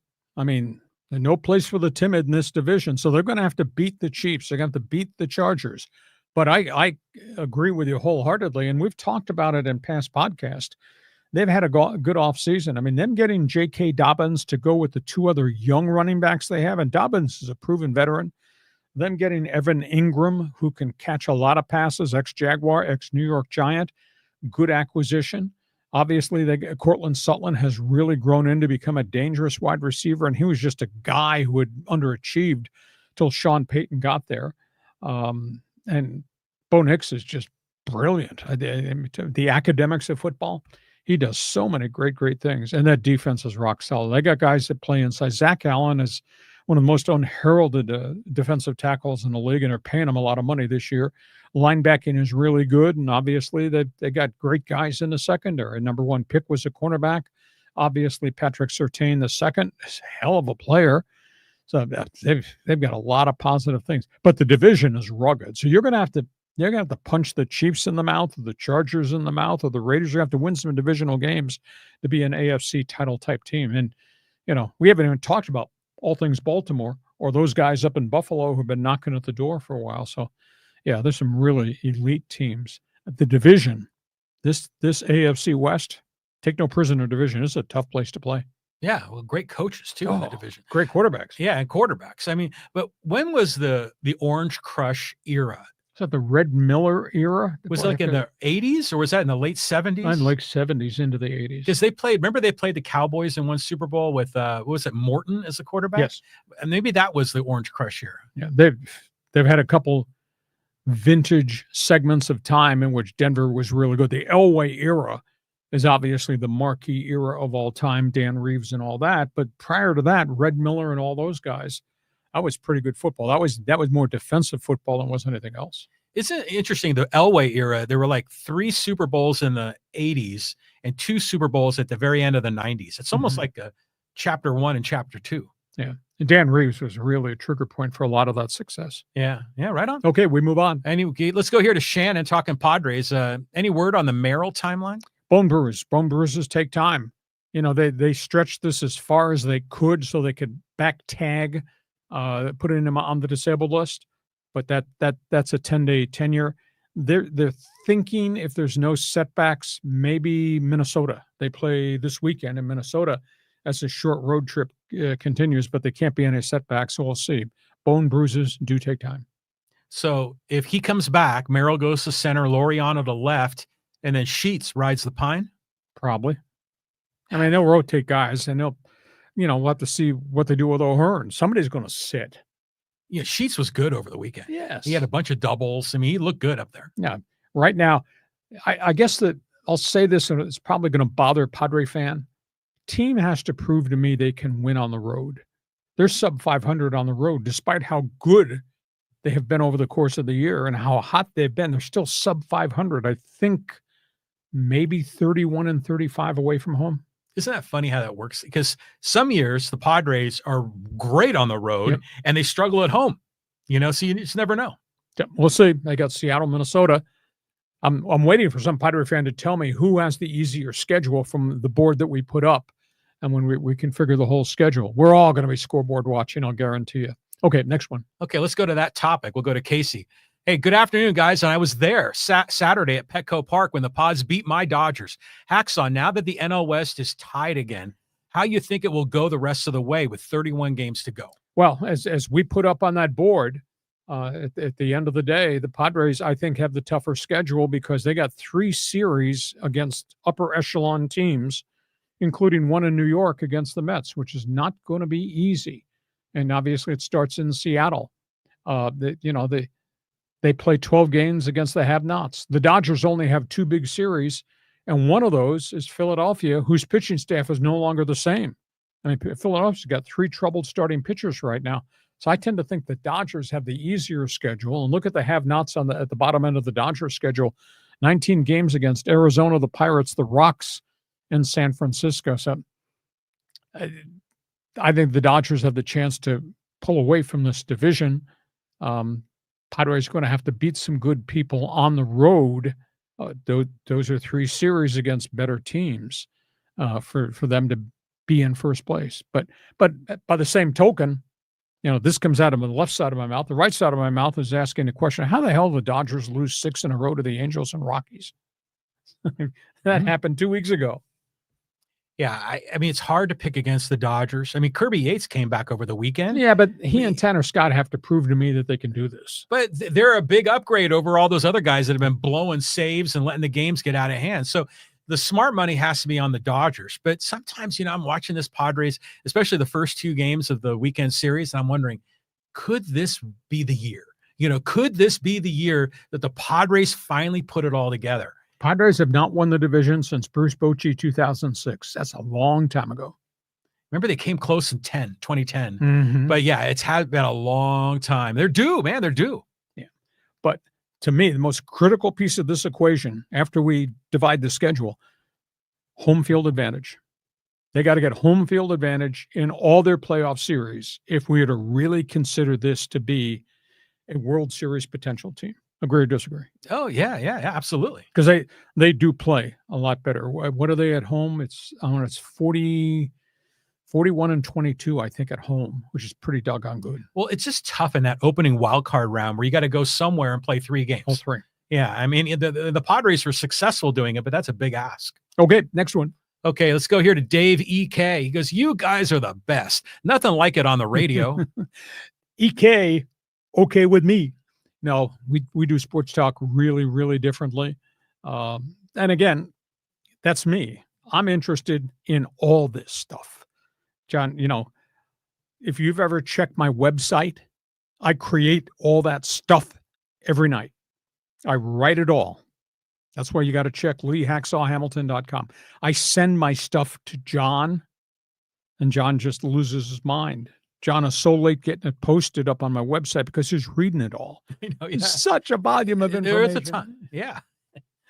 So I like doing it because I like to be informed. I like to know about all this stuff. I have opinions on all this stuff. And, my great sports weekend is dabbling here, dabbling there, watching this on TV, covering that, following certain things. I mean, at the end of the day, yesterday, I was dial switching, channel jumping between Padres, Tommy Fleetwood Golf, U.S. Open. I was going back and forth, back and forth, back and forth. Yeah. Yeah. Good for you, man. Yeah. And wait till the NFL season starts. Well, it's interesting how in sports talk radio, everybody's kind of got their own style, their own format of a show. But you have always been like topics on the table, best 15 in sports, and just laying it all out. Where, other guys are doing like trivia games, and everyone's kind of got their own thing. Some of it good, some of it not so good. Yeah, that's another topic for another day. Okay, let's go here to Richard. Fans Forum, can someone please tell me, ESPN and Fox, that nobody cares about the Red Sox Yankees? Dodgers Padres should have been the national games. So glad ESPN is dumping baseball. Well, they're back into baseball. They have a different type of package. It was just announced this past Friday. But at the end of the day, yeah, there is tradition. But at the end of the day, Red Sox and Yankees are not what Red Sox and Yankees used to be. That used to be the evil empire against the state of New England. Well, that's not there. Steinbrenner's been gone a long time. Lucchino is not there anymore. Pay attention to what's going on. Dodgers, Padres is pretty bloody important. So that, I concur with you there. Here's the Yankees have lost 8 in a row to the Red Sox. Now, they finally did beat them on Sunday night. But by the way, last I checked, Toronto's in first place in the American League East, not the Bo Sox, not the Pinstripers. So, yeah. Pay attention to what else is happening. And Padres-Dodgers is damn impressive baseball right now and very emotional baseball. Dodger fan is going, nobody cares about Dodger Padres. That's not a rivalry, right? That's what you hear from those people. And it's a great rivalry. I mean, you get all these Dodger fans rolling into San Diego. I mean, there were a lot of blue hats, but, if Dodger fan didn't think it was a rivalry, they wouldn't be showing up in San Diego. Well, what did I say on TV? Coming into this weekend series, the Dodgers had beaten the Padres 60 times to 35. So it's still a lopsided rivalry, but it's gotten a lot closer, a lot more emotional just in the last 2 or 3 calendar years. Well, wait till we get into the playoffs. They'll be kind of hitting the reset button a little bit, but it's must-see TV when these teams are playing. Yeah, tell somebody call ESPN and tell them Dodger-Padre rivalry is a hell of a lot better right now than Red Sox-Yankees. Okay, move on. Okay, let's go to our friend Flegel. He goes, hey, this is the longest stretch of cold and lukewarm Dodger bats that I recall in recent history. But pitchers are healing, so late-game comebacks are more often possible now. Well, I'll tell you this. They did not hit against the Padres in the first couple of games of that series. Do they have potential to kill anybody at any given time? Hell yes, they do. But they've been doing this with no Max Muncy, without Edman, without Kiki Hernandez, with really a substandard Mookie Betts, who's only starting to hit right now. Will Smith has kind of looked like he's hit a wall physically. I mean, for him to be hitting 300 this late in the year, considering how many games he catches and the wear and tear factor on him is unbelievable. Andy Pages has kind of cooled off. So they don't have all the bullets in the gun in their batting order right now. Do they have the ability to kill you? Yeah, just ask what they did yesterday on Sunday to the Padre pitching staff. Yes, they do. To me, the big storyline with the Dodgers is, can you trust this bullpen? I just don't know. I know Dodger fan over here will be saying, well, Lee, they're getting all the guys back off the DL, but Tanner Scott has to prove to me, Kirby Yates has to prove to me, Trinan has to prove to me that you're going to trust him every time you give him the ball. And that at that point, the jury is still out. Now, we do have 5 weeks to see if they can be what they were a year ago when they choked off the Padres in the playoffs. Well, you need how many relievers? 8 usually is what it is, right? And so 5 starters, 8 relievers. I mean, when you add up all the guys that have pitched for the Dodgers this year, 37 so far. Yeah, it's huge. It's a huge number. But if you had to pick your top 13, man, it's loaded. Every one of those guys is going to be good. If they're healthy. If they're healthy. But, you know, the forecast is that Kopech is coming back. Even my buddy Brusdar Gratterall is going to be coming back. No, he's gone for the year. Oh, he is? Yes. They just ruled him out completely. And Kopech has lost 3 miles an hour off his fastball at Oklahoma City. He's not the same guy. That guy was nasty. Yeah, but he had chronic knee problems, and it finally led to the scope surgery. And Scott was overused, and then Scott wasn't the same. And Yates doesn't look the same to me. Yates does not have the velo that he had before. So all of a sudden, on paper, you say, well, look at all these names, what they've accomplished. But they're not accomplishing it right now. They're not healthy. Well, like you said, it worked on Sunday. They came back in the final 3 innings. The bats came back. The bats came, well, you know, and the Padres didn't score. I mean, you know, they scored those 2 runs early and then nothing the rest of the way. It is interesting, though. Dave Roberts and Mark Pryor, historically, have always been very patient. Leave the starters in. And now you can see everything's changed in that dugout with the Dodgers. I mean, they're going out and they're taking relievers out of the game. You can't get those first 3 guys out, I'm taking you out. And they're going more matchups, left-handed versus left-handed, right-handed versus right-hander. So they're managing. I've noticed this. They're managing a lot different in the last 2 to 3 weeks because of the crisis with the bullpen than they have been before. So this bears watching. They're managing it like a playoff game. Yeah. But it's not a rivalry. Dave Roberts says it is. Yeah, of course it is. It's absolutely a rivalry. Okay. Thanks, Flegel. All right, let's go to John. He goes, hey, with the fallout from Michigan and Coach Jim Harbaugh, do the Chargers have a fallback position? Plan B, should Harbaugh get suspended by the NFL for what happened while he was coaching Michigan? You know, the other one that could get suspended is Jesse Minter, the defensive coordinator, and Steve Klingscale, the secondary coach. Oh, my God. They're all on that staff, too, and they all got sanctioned by the NCAA. I mean, Minter and Klingscale, I think, have been barred for 5 years from coaching college football ever. Harbaugh's got a 14-year sanction on his resume.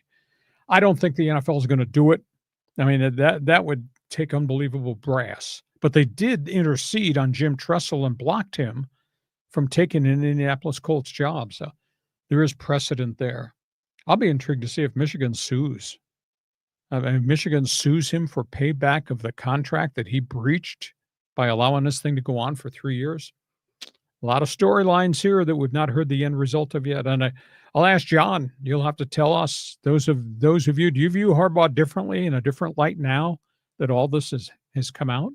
Or do you view him as who he is, winner, savior, regardless of the rules? I mean, just imagine, though. I mean, if they did that right before the season started and suspended him. I mean, seriously, what would they do? They have to promote one of their other guys who's been around. Otherwise, you got to call your buddy Bobby Ross out in Virginia and see if he's available. No, Greg Roman would be the likely guy, but I don't think that's going to happen. But the potential, it could happen. Should it happen? That's talk show debate. We should ask that question. Okay. All right, let's keep going here. Force Ghost got Fabio. Hawaii beats Stanford 23-20. Timmy Chang rebuild gets its signature win. They were getting mugged. They got shoved all over the field. But Stanford is so down from a talent perspective. It's going to be a tough year for Frank Reich. You know, and Andrew Luck is calling all the shots, and that thing was down to begin with when they made the coaching change. I mean, they got pounded, and yet they still won the game at the end because they were throwing the ball all over the place, and Hawaii was able to hit some big plays and kicked a bunch of field goals that finally won them the game. I think it's been a long, long season for Stanford, and it's going to take time for Andrew Luck, who's really guiding this thing, to fix all things Stanford football. I don't think they're going to have a good season in the ACC either. Hawaii is kind of interesting. Remember when June Jones was the coach there? Oh, yeah, run and shoot. Yeah, and they kind of had something innovative, something cooking, but it's still amazing to me how Hawaii, remains in a conference, because I would have think the other teams in the conference would hate it to travel that far. I mean, it's expensive. I mean, does Hawaii subsidize the other teams? They were. Now, they won't go into the this new conference, and they're going back to the Mountain West. They're not going to subsidize. But they were paying a piece of the travel fee of everybody in the conference that was coming there. And the other thing that's changed there is, I mean, when June Jones rocketed that thing, and prior to that, they had another coach who'd come from Arizona, Dick Tomey, had done a great job. But that they went heavy JUCO in transfers. Well, now it's different. I think they're having a tougher time. And the great players on the islands aren't staying on the islands. They're going to Washington. They're going to Oregon. They're going to other places. There's Hawaiian players are playing at Nebraska now. So I think it's a lot tougher for the University of Hawaii to keep the stars at home because of the NIL and other things. Well, Dylan Gabriel. I mean, that's that's a guy. He went all over. He was in Central Florida. Right. So, yeah, I mean, it's interesting how, you see a lot more like Islander folks, that are playing for Hawaii, more so than on other teams. But to your point, you're right. We're seeing them on mainland. We're seeing them in the NFL. And the stars are going to the big schools. Yeah, big time. Okay. Alfred with a quick shout out. Great show. Damn right. Damn right. Okay. And here's a two-parter from Gary. First one was, I'm mesmerized by your shirt. Don't adjust your screen. There's nothing wrong with your screen. It's my shirt. And then he goes on to say, wow, Hacksaw, I agree, though. I'll sign that memo on Harbaugh. Pretty chicken bleep. Well, here's the guy that does tent revival speeches to anybody and everybody. And we find out about his ethics and what he allowed to happen. The condemnation at the end of the 73-page NCAA document is absolutely shocking. That he refused to cooperate, that he interfered. He had no relationship with the compliance office at Michigan, and he did not care one iota about NCAA rules. That's what they wrote about Jim Harbaugh. So I look at Harbaugh now, there's a sleaze factor that kind of comes into play now. I don't care what he says, what he thinks, where he was, what he accomplished. I just leaves a really bad taste in my mouth. Great coach? Hell yes. X's and O's, gets his guys ready, knows players? Yes. What about the person? Isn't it interesting how John Harbaugh is steady Eddie in Baltimore? Yeah, but he's solid where, Harbaugh is switching schools, switching pro teams, in all this controversy, always in the media. And John Harbaugh is just there taking care of business and does a lot better. I just look at Harbaugh very differently at this hour than I did a week ago, than I did 2 years ago, 5 years ago, whatever it was. You got an opinion? Fine. If you agree, great. If you disagree, that's okay. Just tell us. Fine. Thank you. Okay, let's go here to Joe. He goes, hey, as a longtime Golden Gophers and Vikings fan, I was very pleasantly surprised that undrafted rookie Max Brosmer looked like he made the Vikings roster as the number 3 quarterback. He looked great in preseason. He really did. He threw the ball all over the place. This might be a protege that they're going to develop. He's not ready to play in the NFL when the bullets start flying for real. We'll see whether or not he's third on the active roster or he eventually winds up going on the developmental squad. But I just don't know that Carson Wentz is the right guy. I mean, he's failed at 6 places now, and they made this deal right at the last minute. Now, Sam Howell played really poorly in the preseason games, but, did he have a third-string offensive line? He's getting his brains beat out there. I was kind of surprised that they traded him, and Philadelphia gobbled him up because Philadelphia needed a backup quarterback. So that was a strange set of circumstances what Minnesota did. Just hope J.J. McCarthy doesn't get hurt. Now, what's your prediction on Sam Darnold? Because he had that crazy season in Minnesota. Now he's in Seattle. Do you think he's going to be successful? That's a good question. But, Seattle's got skill people. Seattle wants to pound the football, which means they're not going to expose Darnold to throw it 35 times. And Darnold had a mystical season with Kevin O'Connell in Minnesota. But at the end of the season, the most important games of the season, who did he regress? He looked terrible. Yeah, awful. Yeah, so jury is out. Only time will tell which is the real Sam Darnold. Was that all because of the influence of O'Connell, or did Darnold grow into the position, and will he continue to play that way with the Seahawks? That bears watching. Isn't it cool how O'Connell is kind of becoming a bit of a guru? Exactly. And he's this young kid. We saw him here in San Diego, played high school ball, played for the Aztecs, and now he's legit. I mean, he was always a student of the game. And, I think he got drafted by New England. Yeah. But he went up there to be a student of the game. I knew all along that he wanted to be in coaching. He was not going to be a star in the NFL because running quarterbacks don't survive in the NFL, and running was part of his DNA at San Diego State, but boy, what a bright light he is. And he worked under a lot of different people. I mean, he obviously started in New England, so this will be fun to see what they give him. I don't like the quarterback situation in Minnesota right now. And the other thing is really odd. They've gotten rid of a lot of skill guys. They've gotten rid of wide receivers and running backs, et cetera. Now, granted, Justin Jefferson is just a stud, and they got Jordan Addison once he comes off this NFL suspension, but they just got to continue to make sure you supply him with the right kind of players. Interesting. Yeah. All right. Here we go. Okay. How about we do a couple social media? You want to do that? All yeah, right. I'm sure there's nobody's got any opinions on social media. Okay. We'll go to social media. We got a bunch here as well. And here's some Padres-Dodgers talk. Ooh, this is a long one. Very detailed. From Matthew. I'll try to read it fast. Give me some proof that Friedman is arrogant. You remember you said that in one of your commentaries. Padres complete baseball team, IQ through the roof. How about Manny not making that catch on the bunt and Jackson not making that catch in center field? Dodgers went through much adversity last year and to won the World Series. They're currently going through even more adversity this year than last year. However, they're getting back their starting pitchers healthy and beginning to perform well with reinforcements returning, including in the bullpen. Dodgers culture is family oriented. Padres lack the right club culture. Matthew, you had a 9-game lead. Your 9-game lead is now gone. You are tied with the people in San Diego. End of the day, Friedman, arrogant.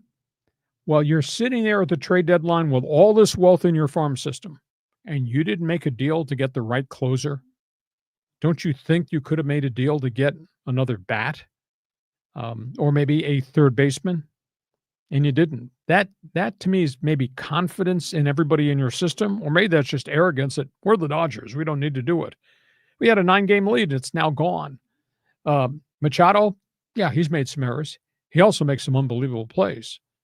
Would you rather have my third baseman in San Diego or your third baseman, Max Muncy? That's a huge debatable question. Machado is still a really, really very good defensive player.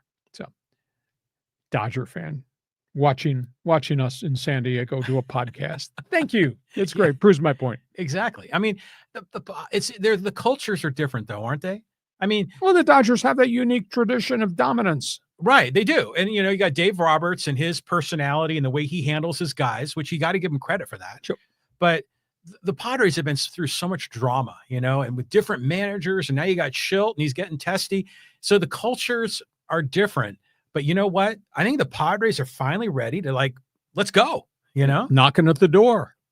I'm not going to insult Matthew, except you had a 9-game lead and you let it go. Exactly. Okay, we'll see what the month of September brings. Matthew, thanks for being with us. Move on. Okay, this is an interesting one here from Doc, and he says, calling the shot, UNLV won't be in the Mountain West in 2026, and the Rebs will be in the Pac-12 in 2026. I think the burning question is, was the aftermath of the court cases, because now both sides have really lawyered up. This divorce is really terrible in terms of exit fees and poaching fees, et cetera. It's going to take a while for this thing to get solved.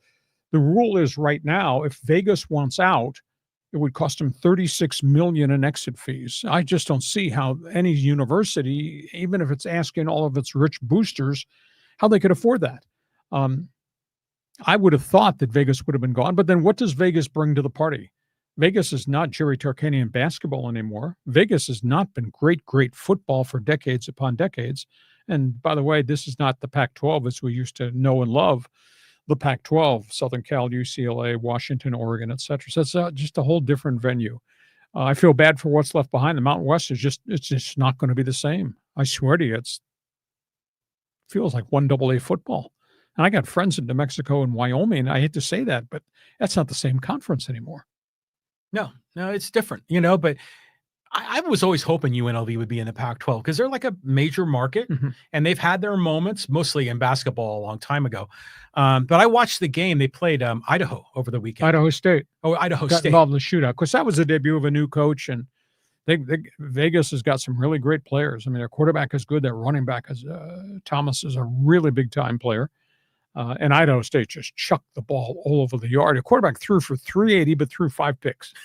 It's just threw for 380. But they were saying that the UNLV running backs, they think, could be the best running backs in the Mountain West. I think it's Dejon Thomas is his name. It's pretty good. Okay. So we'll see. We'll see. This court case is going to take a whole long time to solve. And they went through mediation, and they were angrier by the time they got done with mediation. So there's no resolution coming. This is going to be a long haul. Okay, couple more. Let's go some more Dodgers Padres smack talk. This is with Cap and Alex. He goes, the big difference between the Dodgers and the Padres is that the Dodgers' goal is to win the World Series, while the Padres' goal is to beat the Dodgers. That's one man's opinion. Well, he's probably right. But the Padres get to the World Series, then everything has changed in San Diego, and that would be great. But it has to happen. It has to happen this year or next year because they've traded the whole farm system away again. You know, the Dodgers, I think the Dodgers have a great farm system, and they're resolute about the type of player they get, the type of pitcher they've developed. Now, a lot of them break down. They've had just siege of injuries 2 years running. But organizationally, this has to happen in San Diego pretty quickly. Otherwise, it's going to be a long time coming. Dodgers just continue to do it. They've won the division 11 times in 12 years. Got a couple of World Series rings. So that's typical arrogant Dodger fan, right? You know, just like talking like a big brother. But I'll tell you what, you gotta beat the Dodgers to get to the World Series. Yep. You know, so you have to have your focus there. But I've lived in San Diego since 1982, and I remember going to Padre Dodger games at Qualcomm. And Padre fans, you know, back then, actually, the Padres are okay there in 84. They made the World Series, but generally speaking, the Padres have been nothing compared to the Dodgers. And Padre fans have a chip on their shoulder. You know, as far as not the glamour of LA, we're down here in the corner in San Diego. It's finally like we're going to maybe, if all goes well, Padre fans will finally have one up them. Is it October yet? I know, exactly. Yeah. Hey, listen, we hope you have enjoyed this podcast. It's always great to have you with us. Do us a favor. Give us a thumbs up. Follow us. Give us a 5-star rating. It helps us enormously. Check my website. I write on it every day of the week. I guarantee you'll find out stuff that you won't find anywhere else. We're back here Thursday afternoon at 1:30. We'll talk more in depth about all the roster cuts around the NFL, and obviously we'll be pushing in to the final month of the baseball season. This podcast brought to you by DIXIELINE Lumber and Home Centers, 9 locations to serve you. Got projects? Just go to the website, see all the things they have to offer. DIXIELINE.com. John, take a deep breath. We'll see what Thursday brings us. I guarantee you one thing. There will be topics on the table because we do sports talk the way it should be done. Remind me again, AZTECS are Thursday or Friday night? Thursday night, Snapdragon Stadium, University of Stony Brook, 1AA. Must see TV, right? 7 p.m. Okay, here we go. We'll be there to cover it. And thank you for joining us on Hacksaw's Headlines. Join us again for Hacksaw's Headlines on YouTube, Facebook, and Twitter. And find the audio version on your favorite podcast app. Touchdown, San Diego! For more content, go to LeeHacksawHamilton.com.